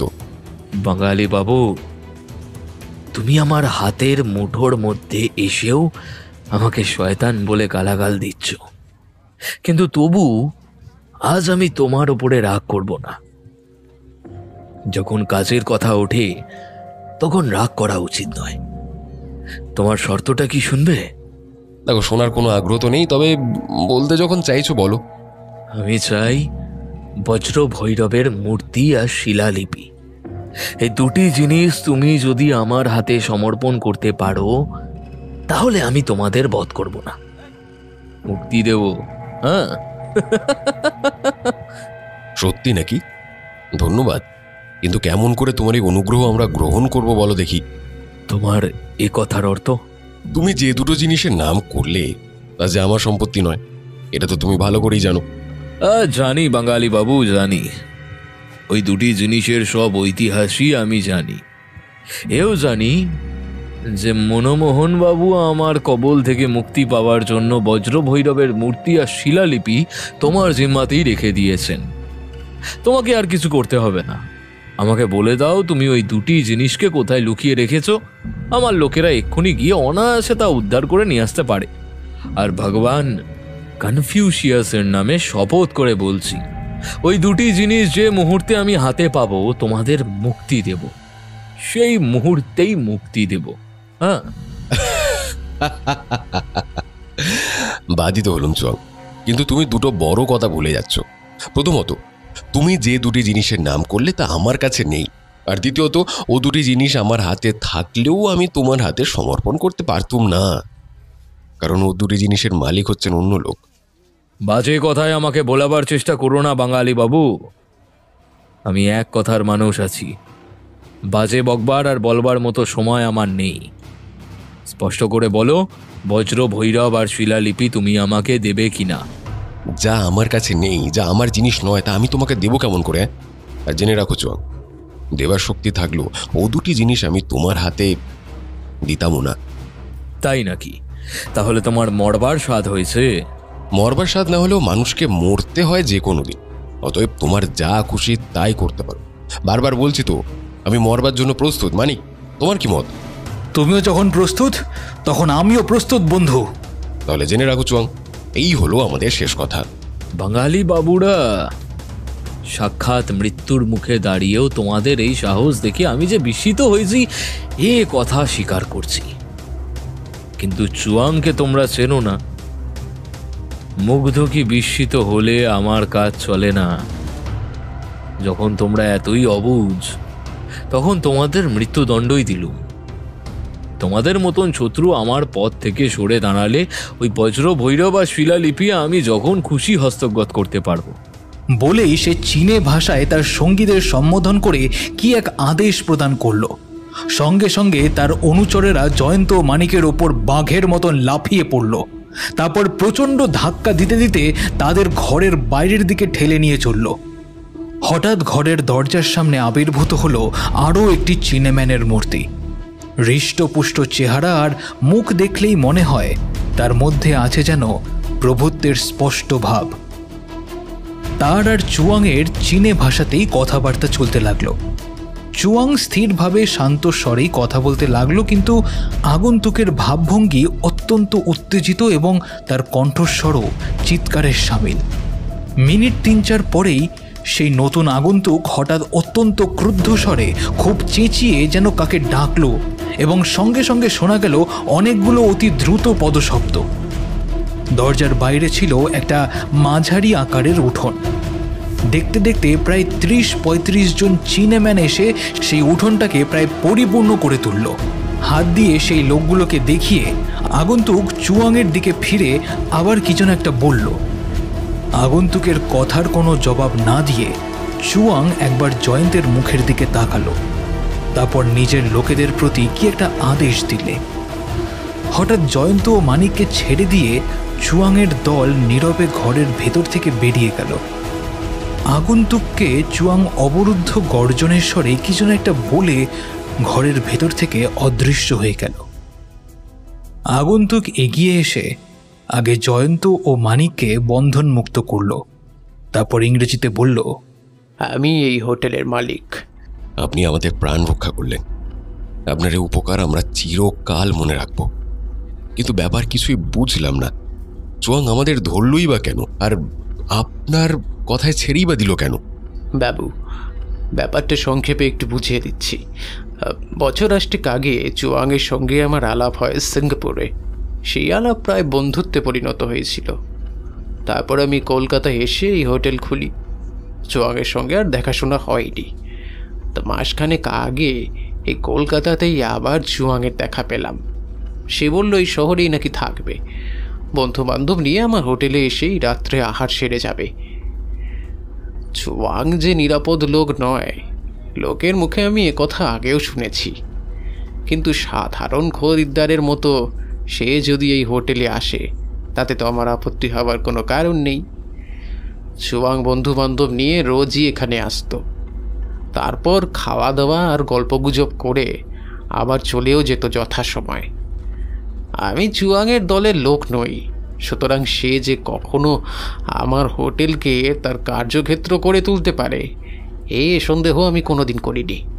আজ তার কাণ্ড দেখে প্রথমটা আমি একেবারে হতভম্ব হয়ে গিয়েছিলাম। ইলেকট্রিকের প্রধান সুইচ টিপে চারিদিকে অন্ধকার করে সে যখন আপনাদের বন্দি করে হোটেলের ভিতরের ঘরে টেনে নিয়ে এলো, তখন আমার হুঁশ হলো। বুঝলাম, আমার হোটেলে যদি এরকম কাণ্ড কারখানা চলে, তাহলে আমি যে খালি খরিদ্দের হারাবো তাই নয়, সেই সঙ্গে আমার ওপরে পুলিশের দৃষ্টিও পড়বে। আমার হয়তো জেলও হতে পারে। চুয়াং ভেবেছিল আমি তার স্বজাতি আর বন্ধু বলে তাকে কোনো বাধাই দেব না। কিন্তু বাবু, আমি চিরদিন সৎ পথে থেকে নিজের জীবিকা নির্বাহ করেছি। আমি কি কোনোদিন তার পাপ পথের সঙ্গী হতে পারি? সেই জন্যই আমি তাড়াতাড়ি লোকজন নিয়ে আপনাদের উদ্ধার করতে ছুটে এলুম। চুয়াংয়ের মুখেই শুনলাম যে আপনারা নাকি বাঙালি, কিন্তু আপনারা ছদ্মবেশ ধারণ করেছেন কেন? আপনারা কি পুলিশের লোক? চুয়াং কি কোনো গুরুতর অপরাধ করেছে নাকি? হঠাৎ জয়ন্তের মুখের ভাব একেবারে বদলে গেল। সে তাড়াতাড়ি বলল, আরেকদিন এসে আপনার সব কথার জবাব দিয়ে যাব। আজ আর সময় নেই। আপনার এখানে টেলিফোন আছে তো? হ্যাঁ, তা আছে বই কি। চলুন চলুন, শিগগির আমাকে টেলিফোনের কাছে নিয়ে চলুন। জয়ন্তের এই আকস্মিক ভাব পরিবর্তনের কারণ বুঝতে না পেরে বিস্মিত হয়ে মানিক চলল তার বন্ধুর পিছনে পিছনে। টেলিফোনের রিসিভারটা তুলে নিয়ে জয়ন্ত সুন্দরবাবুকে ফোন করল। হ্যালো, কে? সুন্দরবাবু? হ্যাঁ, আমি জয়ন্ত। দেখুন, যা বলছি মন দিয়ে শুনুন। সার্জেন্ট আর পাহারাওয়ালাদের সঙ্গে নিয়ে ট্যাক্সি বা মোটরে করে শিগগির আমার বাড়ির কাছে যান। আরে মশাই, এখন কোনো বললে চলবে না। যা বলছি তাই করুন। কোনো কথা জিজ্ঞেস করবেন না। যদি কেউ স্বাভাবিক বা অস্বাভাবিক উপায় আমার বাড়ির ভেতরে ঢোকার চেষ্টা করে, তবে তখনই গ্রেপ্তার করবেন তাকে বা তাদের। আর যদি দেখেন সেখানে কেউ নেই, তাহলে রাস্তার আনাচে কানাচে লুকিয়ে আমার বাড়ির ওপরে তীক্ষ্ণ দৃষ্টি রাখবেন। আমিও খুব শীঘ্রই আপনার সঙ্গে দেখা করতে চেষ্টা করব। রিসিভারটা রেখে দিয়ে সে মালিকের দিকে ফিরে জিজ্ঞাসা করল, আপনাদের হোটেলের পিছন দিয়ে বাইরে যাবার রাস্তা আছে? আছে, কেন বলুন তো? হোটেলের সামনের দিকে রাস্তায় চুয়াংয়ের দলবল নিশ্চয়ই আমাদের জন্য অপেক্ষা করছে। আপাতত তাদের সঙ্গে দেখা করবার ইচ্ছা আমার নেই। তাহলে আমার সঙ্গে আসুন বাবু। এসো মানিক। ব্যাপার কি জয়ন্ত? মনে একটা বিশেষ সন্দেহের উদয় হয়েছে। সন্দেহটা কি এখন তার বলবো না। চলো। হোটেলের পিছনের দরজা দিয়ে বেরিয়ে জয়ন্ত ও মানিক গিয়ে পড়ল একটা সরু গলির ভেতরে। দৌড় দাও মানিক, দৌড় দাও। এখন প্রত্যেকটি মুহূর্ত হচ্ছে অত্যন্ত দামি। গলি ধরে ছুটতে ছুটতে তারা বউবাজার স্ট্রিটের ওপরে গিয়ে পড়ল। সামনে দিয়েই একখানা খালি ট্যাক্সি যাচ্ছিল। মানিকের সঙ্গে তাতে উঠে পড়ল জয়ন্ত। বলল, ড্রাইভার, যত তাড়াতাড়ি পারো গাড়ি চালিয়ে যাও, যত তাড়াতাড়ি। বকশিস পাবে। চালক খুব দ্রুত বেগেই গাড়িখানা চালিয়ে দিল। মানিক তাকিয়ে দেখল জয়ন্তের মুখের ওপরে দুশ্চিন্তার ছাপ। কোনো দিকে না তাকিয়ে মাথা হেঁট করে বসে এসে নীরবে কি ভাবতে লাগলো। মানিক বুঝল এখন জিজ্ঞাসা করলে তার বন্ধুর কাছ থেকে কোনো জবাব পাওয়া যাবে না। কাজেই সেও চুপ করে রইল। গাড়ি জয়ন্তের বাড়ির সামনে এসে থামল। চালকের প্রাপ্য চুকিয়ে দিয়ে রাস্তায় নেমে পড়ল জয়ন্ত ও মানিক। দেখল আশেপাশের গলি থেকে সুন্দরবাবুর সঙ্গে একদল পুলিশের লোক বাইরে বেরিয়ে আসছে। সুন্দরবাবু কাছে এলে পর জয়ন্ত জিজ্ঞাসা করল, সন্দেহজনক কিছু দেখেছেন? কিছু না, ওই খেয়ে দিয়ে একটু ঘুমানোর চেষ্টায় ছিলুম। অনর্থক কেন বাবা তুমি আমাকে এমন ঘোর দৌড়টা করালে? তাহলে আমার সন্দেহ ভুল, বাঁচা গেল। তুমি কি সন্দেহ করেছিলে? সুন্দরবাবু, চুয়াং আজ আমাদের গ্রেপ্তার করেছিল, তারপর কেন যে আমাদের ছেড়ে দিতে বাধ্য হয়েছে সে কথা পরে শুনবেন। তবে সন্দেহটা যে কি সে কথা এখন বলতে পারি। চুয়াংয়ের বিশ্বাস বজ্র ভৈরব আর শিলালিপিকে রক্ষা করবার জন্যই মনমোহন বাবু আমাদের বাড়িতে এসে আশ্রয় নিয়েছিলেন। আমি ভেবেছিলাম আমরা বাড়ির বাইরে আছি জেনে চুয়াং আজ আমার বাড়ির উপরে আবার হানা দেওয়ার সুযোগ ত্যাগ করবে না, কিন্তু এখন দেখছি চুয়াংয়ের মাথায় সেরকম কোনো বুদ্ধির উদয় হয়নি। যাক, তার নির্বুদ্ধিতার জন্য আমি দুঃখিত নই। নিরীহ মনমোহন বাবুকে এখানে একলা পেলে চুয়াং যে কি করতো তা ভগবানই জানেন। ওই তোমার একটা ভারী বদ অভ্যাস জয়ন্ত। তুমি যখন যে অপরাধীর পিছু নাও সর্বদাই যেন তাকেই সর্বত্র দেখো। আরে বাবা, চুয়াং এখানে এসে করবেটা কি? এটা তো আর চীনা মুল্লুক নয়। ওই চ্যাং চং চুং বুড়ির কারদানি এখানে চলবে না। সুন্দরবাবু, আপনার এই বাজে কথা রাখুন। চুয়াং এর মধ্যেই কলকাতায় এসে যেসব কুরুক্ষেত্র কাণ্ড বাঁধিয়েছে তা কি আপনি জানেন না? আজ সকলের চোখের সামনে একটা সাধারণ হোটেলের ভেতরে চুয়াং আমাদেরকে ধরে খুন করবার চেষ্টা করছিল। তখন তো আপনাদের পুলিশের কোনো সারা শব্দই পাইনি আমি। হ্যাঁ, বলো কি? হ্যাঁ মানিক, বলো কি? হ্যাঁ জয়ন্ত, এই আবার কি শুনছি? আসুন, বাড়ির ভেতরে গিয়ে সব কথা বলছি। বলে জয়ন্ত এগিয়ে গিয়ে নিজের বাড়ির সদর দরজায় কড়া নাড়তে লাগলো। মিনিট খানেক কড়া নাড়বার পরও কেউ দরজা খুলে দিল না। মধু, মধু, মধু, আমি বাড়িতে নেই বলে রাত 11টার মধ্যে ঘুমিয়ে পড়েছো? শিগগির নেমে এসে দরজা খুলে দাও। মধু, মধু, মধু, মধু, এই আর রাস্তায় দাঁড়িয়ে থাকতে পারি না বাবা, এই দরজা খোলো হে মধুসূদন। মধুর ঘুম দেখছি আমার চেয়েও ভারী। মধু, মধু, মধু, মধু, মধু, মধু। বাড়ির ভেতর থেকে কোনো সাড়া শব্দ পাওয়া গেল না। এ তো ভালো কথা নয়। এই সময় মধু তো কখনো এমনভাবে ঘুমিয়ে পড়ে না। এবার আমার সন্দেহ হচ্ছে বাড়ির ভেতরে নিশ্চয়ই কোনো অঘটন ঘটেছে। তোমার যত সব বাজে সন্দেহ। ঘুম যে কি চিজ তা আমি জানি। আমার বাড়িতে বজ্রপাত হলেও হয়তো আমার ঘুম ভাঙবে না। বাড়ির ভিতরে খালি মধুই নেই, এ কথা আপনি ভুলে যাচ্ছেন সুন্দরবাবু। মনমোহন বাবুও আছেন, তারও কোনো সাড়া পাচ্ছি না কেন? জয়, ব্যাপারটা কিন্তু আমার খুব একটা ভালো লাগছে না। আমরা সবাই মিলে যেরকম আকাশভেদী কোলাহল করছি তার চোটে কুম্ভকর্ণের নিদ্রাভঙ্গও হতো, কিন্তু বাড়ির ভেতরে থেকেও মধু বা মনমোহনবাবু কারোরই সারা শব্দ পাওয়া যাচ্ছে না কেন? জয়, মনে হচ্ছে দরজা ভাঙা ছাড়া আমাদের কোনো উপায় নেই। বেশ, তাহলে দরজাই ভাঙো। কয়েকজন মিলে একসঙ্গে দরজার ওপরে সজোরে পদাঘাত করবার পরেই সশব্দে খিল ভেঙে দরজার পাল্লা খুলে গেল। এই তো কলকাতার বাড়ির দরজা। এরকম সব দরজা খিল দিয়ে আমরা ভাবি আমাদের আর কোনো ভয়ের কারণ নেই। মধু কি আজ আলোগুলোও জ্বালেনি? বাড়ির ভেতরে ঘুটঘুট করছে অন্ধকার। বলতে বলতে সে সর্বাগ্রে এগিয়ে গিয়েই হঠাৎ বাঁধা পেয়ে মাটির ওপর পড়ে গেল। কি হলো জয়? এই হোঁচট খেলে নাকি? জয়ন্ত উঠে দাঁড়িয়ে বলল, এখানে একটা মানুষের দেহ পড়ে আছে, তার গায়ে পা লেগে আমি হোঁচট খেয়েছি। বলেই সে দেয়ালের দিকে হাত বাড়িয়ে আলোর সুইচ টিপে দিল। দেখা গেল সেইখানে মাটির ওপরে হাত পা মুখ বাঁধা অবস্থায় পড়ে রয়েছে জয়ন্তের ভৃত্য মধুর দেহ। বন্ধনমুক্ত হয়ে মধু জানালো, খানিকক্ষণ আগে বাইরে থেকে সদরের কড়া নাড়ার শব্দ শুনে বাবু এসেছেন মনে করে দরজা খুলে দিয়েছিলাম, কিন্তু দরজা খুলে দেই বাইরে জন কই ছিনেমেন দাঁড়িয়ে রয়েছে। দরজা খোলা পেয়েই তারা হুড়মুড় করে ভেতরে ঢুকে পড়ে আমাকে আক্রমণ করে তারা হাত পা মুখ বেঁধে ফেললে। তারপর তারা বাড়ির ওপরে উঠে যায়। মনমোহন বাবু কোথায়? ও, উনি ওপরেই আছেন। দেখছেন সুন্দরবাবু, চুয়াং সময় নষ্ট করে না, উপরে চলুন। দোতলায় উঠে সুন্দরবাবু বললেন, একবার এখানকার ঘরগুলো খানা তল্লাশ করবো নাকি? কোনো দরকার নেই, আগে তেতলায় মনমোহনবাবুর কাছে চলুন। ভগবান জানেন তার অবস্থা এখন কীরকম হয়েছে। মনমোহনবাবু চেয়ারের ওপর বসেছিলেন এবং চেয়ারের সঙ্গে দড়ি দিয়ে তার সর্বাঙ্গ বাঁধা। তার মুখেও রয়েছে কাপড়ের শক্ত বাঁধন। বন্ধন থেকে মুক্তি লাভ করেই মনমোহনবাবু বললেন, বলেন কি মশাই, একটা মূর্তি আর একখানা শিলালিপির জন্য শেষটা কি প্রাণে মারা পড়ব? মা, মোটেই নয়, মোটেই নয়। ও দুটো আপদ আমি কালকেই মিউজিয়ামে দান করব। চুয়াং পারে তো সেখান থেকে তাদের চুরি করুক। সে কথা পরে হবে, এখন আজকের ব্যাপারটা কি হলো বলুন দেখি। আরে বলবো কি আর, মাথা মুন্ডু ছাই। নির্ভাবনায় ঘুমোচ্ছিল মশাই, আচমকা যেন ভূমিকম্পের ধাক্কা খেয়ে জেগে উঠলাম। আমি ভালো করে কিছু আন্দাজ করবার আগেই একদল চীনা ম্যান আমাকে আষ্টে পৃষ্ঠে বেঁধে ফেললো। চুয়াংও এসেছিল নাকি? বলেন কি মশাই, আসেনি আবার? আর জ্বালানো হাসি হেসে সে আমাকে বলল, আমি কথার মানুষ নই, কাজের মানুষ। যদি বাঁচতে চাও এখনই সেই মূর্তি আর লিপি আমার হাতে দিয়ে দাও। আমি জানালাম মূর্তি আর লিপি আমার কাছে নেই। সে চোখ রাঙিয়ে বলল, এখানে দাঁড়িয়ে গল্প করবার সময় নেই আমার। ঘড়ির দিকে চেয়ে দেখো, 11টা বাজতে আর মাত্র 3 মিনিট বাকি।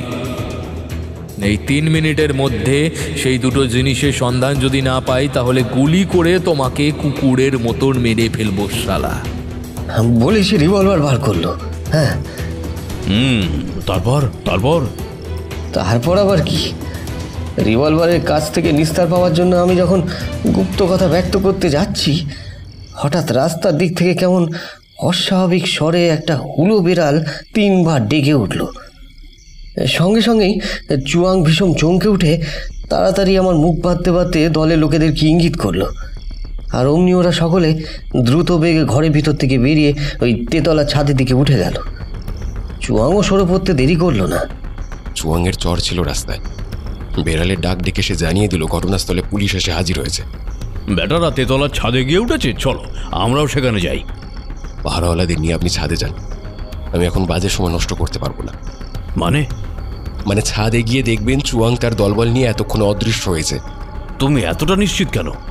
যে লোক এত সহজে ধরা পড়ে সে আর যাই হোক কোনোদিনও চুয়াংয়ের মতন পৃথিবী বিখ্যাত অপরাধী হতে পারে না। বেশ, দেখা যাক। সুন্দরবাবু সদল বলে ঘর থেকে বেরিয়ে গেলেন। মনমোহনবাবু, আপনি আজ প্রাণে বেঁচে গিয়েছেন। চুয়াং নিশ্চয়ই তার কথা রাখত। 11টা বাজবার আগে আপনি যদি মুখ না খুলতেন সে আপনাকে গুলি করে মারতে একটু ইতস্তত করতো না। ভাগ্যে যথাসময় আপনার মাথায় বুদ্ধি এসেছিল, আর আমি সুন্দরবাবুকে এখানে পাঠাতে পেরেছিলাম। এখানে আপনার কিছু হলে আমার আর অনুতাপের সীমা থাকতো না। না না মশাই, আমি আর এর মধ্যে নেই। চুলোয় যাক মূর্তি আর লিপি। শুনুন মশাই, আপনিও দুটো বিপজ্জনক জিনিসকে চুয়াংয়ের কাছে পাঠাবার ব্যবস্থা করুন। এই যে আপনি বললেন যে মূর্তি আর লিপি মিউজিয়ামে পাঠাবার ব্যবস্থা করবেন, আমার মতে ওই ব্যবস্থাই ভালো। মোটেই নয়, মোটেই নয়। এখন আমি ভেবে দেখছি চুয়াং তাহলে আমার উপরে আরও বেশি রেগে যাবে। আমার অপঘাতে মরবার বাসনা নেই মশাই। জয়ন্তবাবু, ও দুটো জিনিস আপনি চুয়াংয়ের ঠিকানায় পাঠিয়ে দিন। আমরা চুয়াংয়ের ঠিকানা জানলে সে কি আর এত লাফালাফি করতে পারতো? মনমোহনবাবু মাঝে মাঝে কিন্তু চমৎকার ইঙ্গিত দেন। ঠিকই বলেছেন, চুয়াংয়ের ঠিকানা। চুয়াংয়ের ঠিকানা। আরে হঠাৎ এত উত্তেজিত হয়ে উঠলে কেন হে? তুমি কি চুয়াংয়ের ঠিকানা জানো? তোমার প্রশ্নের উত্তরে মনমোহনবাবুর ভাষায় বলতে পারি, মোটেই নয়। তবে জয়ন্ত আর মুখ খুলল না, একেবারে চুপ করে গিয়ে কি যেন ভাবতে লাগলো। এমন সময় সুন্দরবাবুর পুনঃপ্রবেশ। ডান হাতে তার কুণ্ডলীকৃত দড়ি। তিনি বললেন, ছাদে তো কেউ নেই। এই দড়ির গাছা কোথায় পেলেন আপনি? দড়ি গাছা ছাদ থেকে ঝুলে জয়ন্তের বাড়ির পিছনকার বাগানের জমির উপর গিয়ে পড়েছিল। সুতরাং চুয়াং যে তার দল নিয়ে এই দড়ি ধরে বাগানের পাঁচিল টপকে পালিয়ে গিয়েছে সে বিষয়ে আমি একেবারে নিঃসন্দেহ হয়েছি। উফ বাবা, কি অদ্ভুত আবিষ্কার! বাজে ফ্যাচফ্যাচ করো না তো মানিক, এই আমার আবিষ্কার নয় তো কি? একটু আগে জিজ্ঞাসা করলে তোমরা কি বলতে পারতে চুয়াং কেমন করে পালিয়ে গিয়েছে? মোটেই না, মোটেই না। জয়ন্ত এতক্ষণ অত্যন্ত স্তব্ধ হয়ে বসেছিল। হঠাৎ এক লাফ মেরে দাঁড়িয়ে উঠল সে, বলল, অনেকটা সময় খরচ করে ফেলেছি, অনেকটা বাজে সময় খরচ করে ফেলেছি মানিক। মানে? আচ্ছা মানিক, চুয়াং আজ সন্ধ্যার পর থেকে দুবার হার মানতে বাধ্য হয়েছে। রাত এখন প্রায় 1টা বাজে। আজ বোধহয় নতুন কোনো অভিযানে সে বেরোবে না বলেই মনে হয়। এখন আন্দাজ করো দেখি, এখন চুয়াং কোথায় যেতে পারে? নিশ্চয়ই নিজের আস্তানায়। আমারও তাই বিশ্বাস। মনমোহনবাবু একটু আগে চুয়াংয়ের ঠিকানার কথা বললেন বটে, কিন্তু তার আস্তানার ঠিকানা আমরা কেউ জানি না। এক্ষেত্রে আমরা কি করতে পারি? জয় জয়, আজকেই চুয়াংয়ের ঠিকানা বলতে পারেন মিস্টার সুং। মিস্টার সুং আবার কে বাবা? তিনি চুয়াংয়ের দলের লোক নন, কিন্তু পুরনো বন্ধু। খুব সম্ভবত তিনি চুয়াংয়ের ঠিকানা বলতে পারেন। এরই মধ্যে জয়ন্ত টেবিলের কাছে গিয়ে টেলিফোনের রিসিভারটা তুলে নিয়ে মিস্টার সুংকে ফোন করলেন। কিছুক্ষণ পর ওপাশ থেকে ফোনটা তুললেন তিনি। জানা গেল তিনি চুয়াংয়ের বাসার ঠিকানা জানেন। জয়ন্ত পরিস্থিতির গাম্ভীর্য বুঝিয়ে সেই রাতেই সেখানে যাওয়ার জন্য মিস্টার সুংকে রাজি করিয়ে ফোনটা রেখে বলল, সুন্দরবাবু জাগ্রত হন, এখনই আরও কিছু পুলিশের লোক আর খানকয় গাড়ি আনবার ব্যবস্থা করুন। বলো কি জয়ন্ত, এই রাত্রে? হ্যাঁ, এই রাত্রে, আজই। চুয়াং নিশ্চয়ই আজ আমাদের দেখতে পাবে বলে আশা করছেন না। সে এখন অপ্রস্তুত। কাল সকালে তার বাসায় গেলে দেখতে পাবো পাখি হয়তো উড়ে গেছে। আমি তাকে হাঁপ ছাড়তে দিতে রাজি নই। কিন্তু এর মধ্যে নেই সুন্দরবাবু। বসুন টেলিফোনের কাছে এসে, তারপর কার সঙ্গে কি কথা বলতে হবে সেটা আমার চেয়ে আপনিই ভালো করে জানেন। বলেন কি মশাই, এক ধাক্কা সামলাতে না সামলাতে আপনারা আবার এক নতুন বিপদের মধ্যে গিয়ে পড়তে চান? এইরকমই আমাদের জীবন। আর আপনিও যখন আমাদের দলে এসে ভিড়েছেন, তখন আপনাকেও আমরা এখানে ফেলে যাব না, সঙ্গে করেই নিয়ে যাব। মোটেই নয়। বাপরে, আপনাদের সঙ্গে আমি আবার কোথায় যাব? না না না না, অসম্ভব। বেশ, তাহলে আপনি এখানেই থাকুন, কিন্তু মনে রাখবেন মনমোহনবাবু, এই বিচিত্র অপরাধী চুয়াংয়ের কথা কিছুই বলা যায় না। আমরা একটা চান্স নিয়ে দেখেছি বটে, কিন্তু কে বলতে পারে চুয়াং এখানেই আশেপাশে কোথাও লুকিয়ে নেই। হয়তো আমরা যে বেরিয়ে যাব তখনই এইখানে আবার তার আবির্ভাব হবে। সেটা হলে আপনি সামলাতে পারবেন তো? বলেন কি মশাই, চুয়াং আবার এখানে আসতে পারে? ওরে বাবা, আর তার ঠেলা সামলাবো একলা আমি? না না না, মোটেই নয়। আমি আপনাদের সাথেই যাব। পড়েছি মোগলের হাতে, খানা খেতে হবে সাথে। কোনোই উপায় নেই মনমোহনবাবু, আমাদের কোনোই উপায় নেই। যাই, এখন টেলিফোনের কাছে গিয়ে বসি, জয়ন্তের আজ্ঞা পালন করি।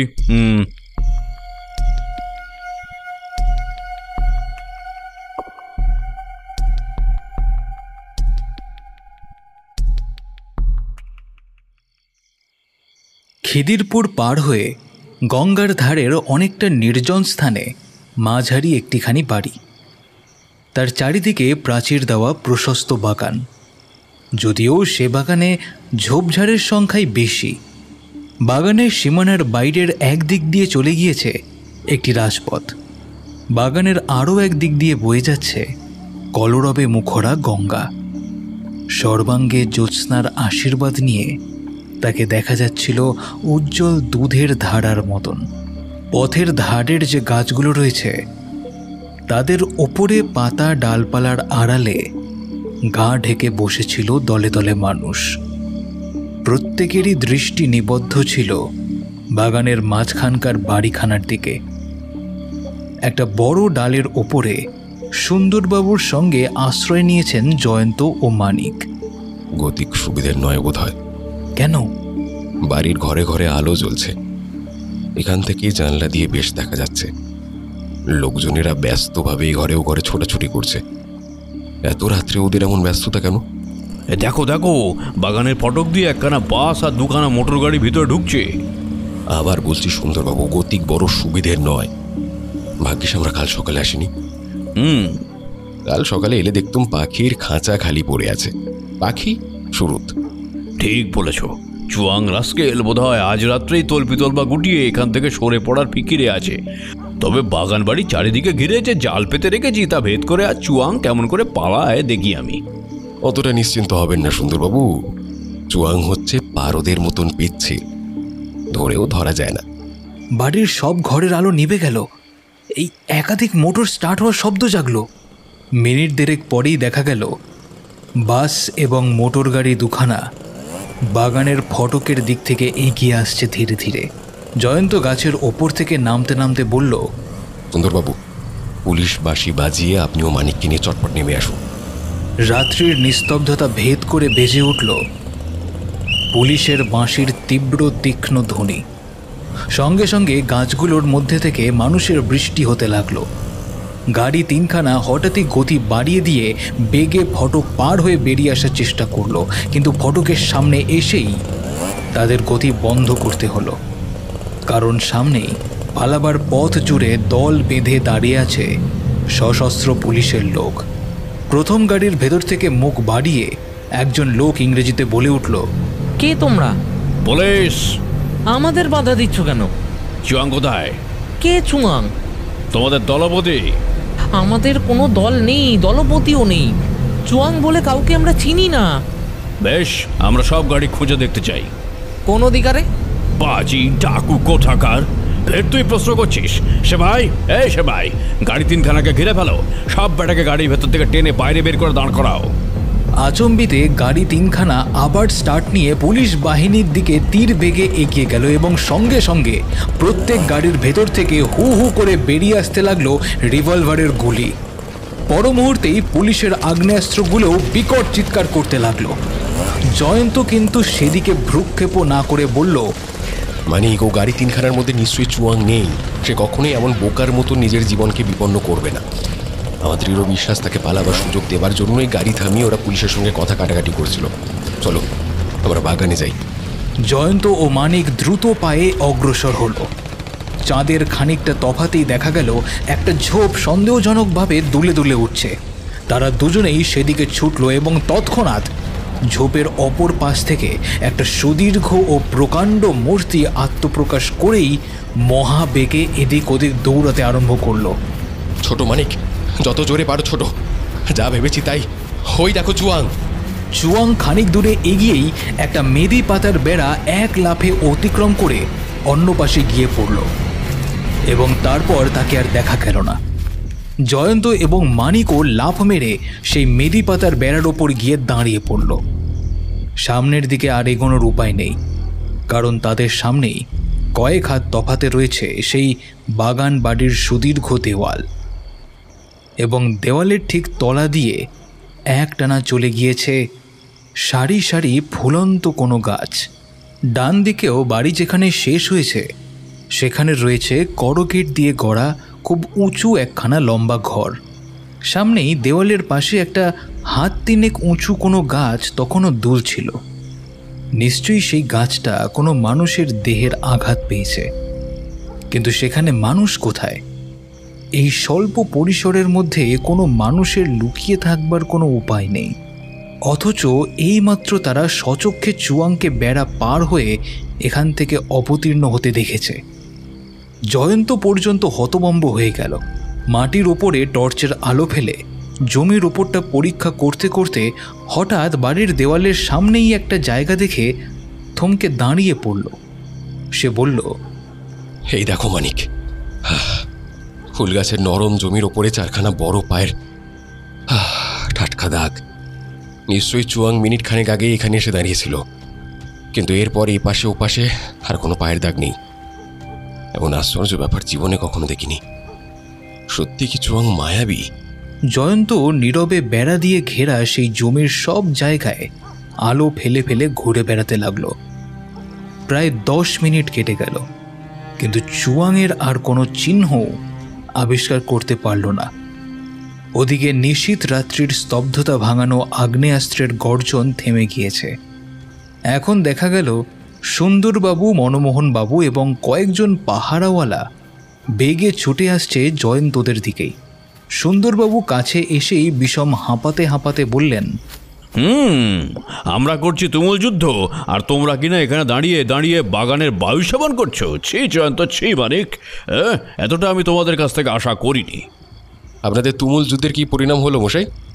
পরিণাম? সে এরকম মন্দের ভালোই। মন্দের ভালো মানে? হতভাগাদের একখানা মোটর আমাদের ফাঁকে দিয়ে লম্বা দিতে পেরেছে, কিন্তু সেই বাসের আর একখানা মোটরের সব লোককে আমরা গ্রেপ্তার করেছি। যাদের গ্রেপ্তার করেছি তাদের মধ্যে তোমার চুয়াংয়ের মতো কোনো অতিকায় দানবকে দেখতে পেলুম না। নিশ্চয়ই যে মোটরখানা পালিয়ে গিয়েছে চুয়াং ছিল তার মধ্যেই। ভুল সুন্দরবাবু, ভুল। চুয়াং গাড়ি ছেড়ে আবার এই বাগানের মধ্যেই নেমে পড়েছিল। আমরা তার পিছনে পিছনে ছুটেছিলাম বটে, কিন্তু তাকে ধরতে পারিনি। ঠিক এইখানে এসে এরকম আমাদের চোখের সামনে চুয়াং সশরীরে পাতালের মধ্যে প্রবেশ করেছে। তুমি কি বলছো জয়ন্ত? তোমার মাথা টাথা খারাপ হয়ে গেল নাকি? মাথা খারাপ হয়ে গেলে আমি এতটা বিস্মিত হতুম না। চোখের সামনে এই দেখলুম চুয়াংকে, তার পর মুহূর্তে দেখলুম চুয়াং আর আমাদের চোখের সামনে নেই। এক আজগুবি ভেলকি। বলেন কি মশাই, একটা রক্ত মাংসে গড়া আস্ত মানুষ বিশেষ চুয়াংয়ের মতন অমন মস্ত বড় মানুষ আপনাদের মতন পাকা শিকারির চোখের সামনে থেকে কখনো কখনো হাওয়ার সঙ্গে মিলিয়ে যেতে পারে? না না না না, মোটেই নয়, মোটেই নয়। আমার কথা না হয় বাদই দিচ্ছি, কিন্তু জয়ন্তের চোখকে ফাঁকি দেয় এমন জীব বোধহয় পৃথিবীতে এখনো জন্মায়নি। কিন্তু চুয়াং আজকে যেই ভোজবাজি খেলা দেখালো, দুনিয়ায় তার তুলনা নেই। হতে পারে মানিকবাবু, হয়তো আপনাদের কথাই ঠিক। এখন আমার মনে হচ্ছে ব্রহ্মদেশে গিয়ে শুনেছিলাম চুয়াং নাকি এক অদ্বিতীয় জাদুকর। হ্যাঁ, সাধারণ মানুষ কি কখনো জাদুকরকে এটে উঠতে পারে? না না না, মোটেই নয়, মোটেই নয়। জাদুকরের নিকুচি করেছে? আমি বেশ বলতে পারি জয়ন্ত আর মানিক ভুল দেখেছে। চুয়াং সেই পলাতক মোটরে চড়েই লম্বা দিয়েছে। হয়তো আপনার কথাই ঠিক, হয়তো আমি আর মানিক যা দেখেছি সবই হচ্ছে স্বপ্ন। ওসব কথা চলে যাক। এখন আমাদের কি করা উচিত? বাগানের বাইরে চলুন, তারপর আমাদের কর্তব্য স্থির করবার অনেক সময় পাওয়া যাবে। রাত্রি তখন প্রায় প্রভাতের কাছে এসে পড়েছে। সেই মেদি পাতার বেড়া দিয়ে ঘেরা জমিটুকুর ভেতরে ঘুমিয়ে পড়েছিল জ্যোৎস্না। কিন্তু হঠাৎ একটি অসম্ভব জায়গায় জাগরণ দেখা গেল।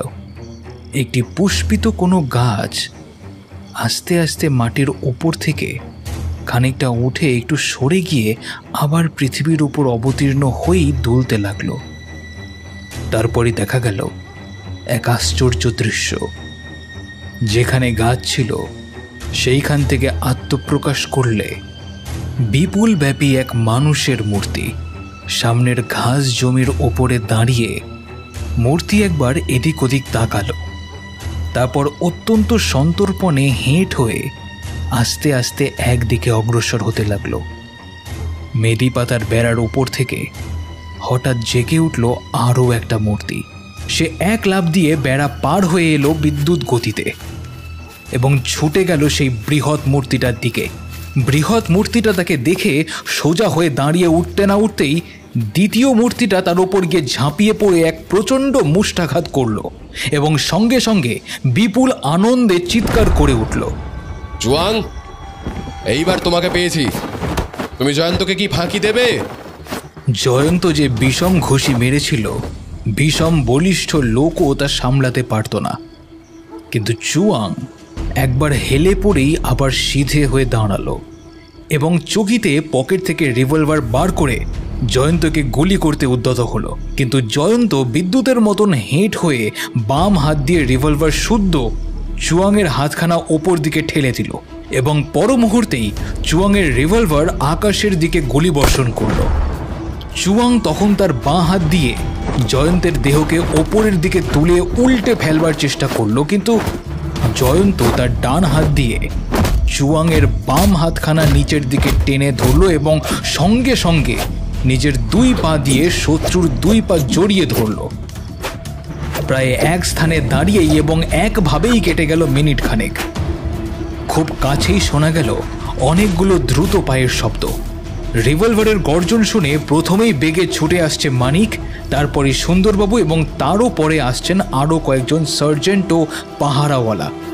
তারাও সকলে এসে চুয়াংয়ের ওপর ঝাঁপিয়ে পড়ল। তারপর তাকে মাটির ওপর ফেলে দিয়ে তার দুই হাতে হাতকড়ি পরিয়ে দিল। জয়ন্ত দু চারবার নিজের গা ঝাড়া দিয়ে সোজা হয়ে দাঁড়িয়ে উঠে বলল, চুয়াং, চুয়াং, চুয়াং, তুমি খুব চালাক। স্বীকার করছি, আসল ব্যাপারটা আমি এখনো ঠিক করে বুঝতে পারিনি বটে, কিন্তু তুমি যে এই মেহেদি পাতার বেড়ার মধ্যে কোনোখানে লুকিয়ে আছো এ বিষয়ে আমার এতটুকু সন্দেহ ছিল না।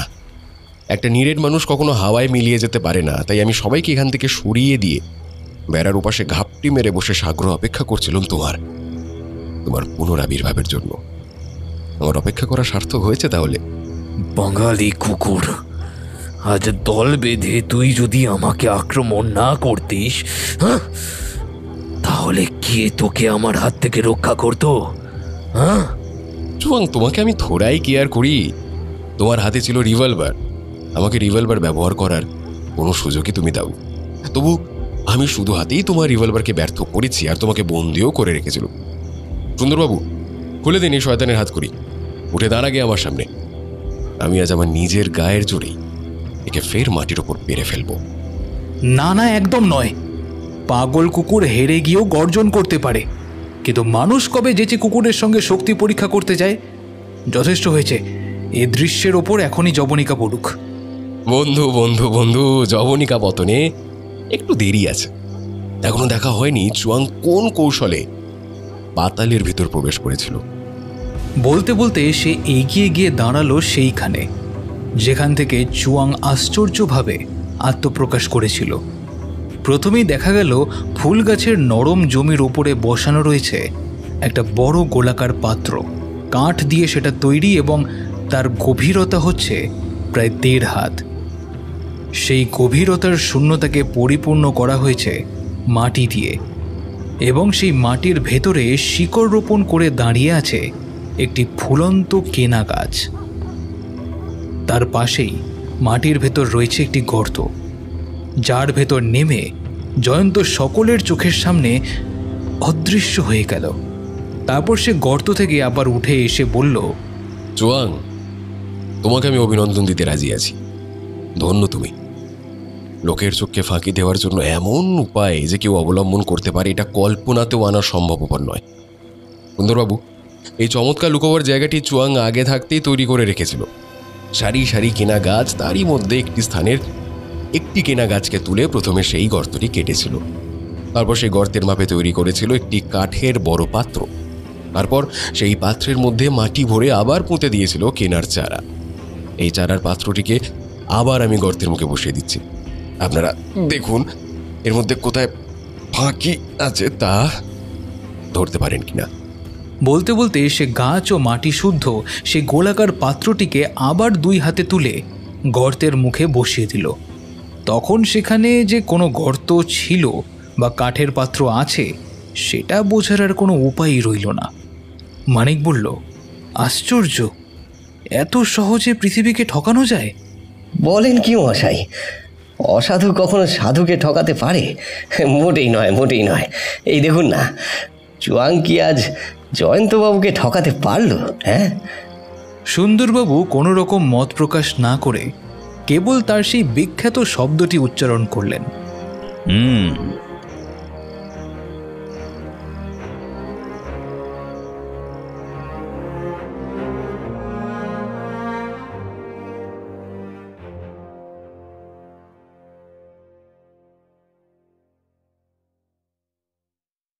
শুনছিলে আজকের গল্প হেমেন্দ্র কুমার রায়ের লেখা বজ্র ভৈরবের মন্ত্র।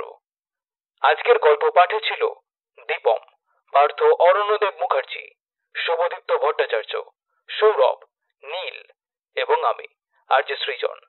গল্পে নাট্যরূপদান বর্ষা, শব্দ সংযোজন এবং আবহ সঙ্গীতে শুভজিৎ বটব্যাল এবং প্রিয়াঙ্কা কুণ্ডু।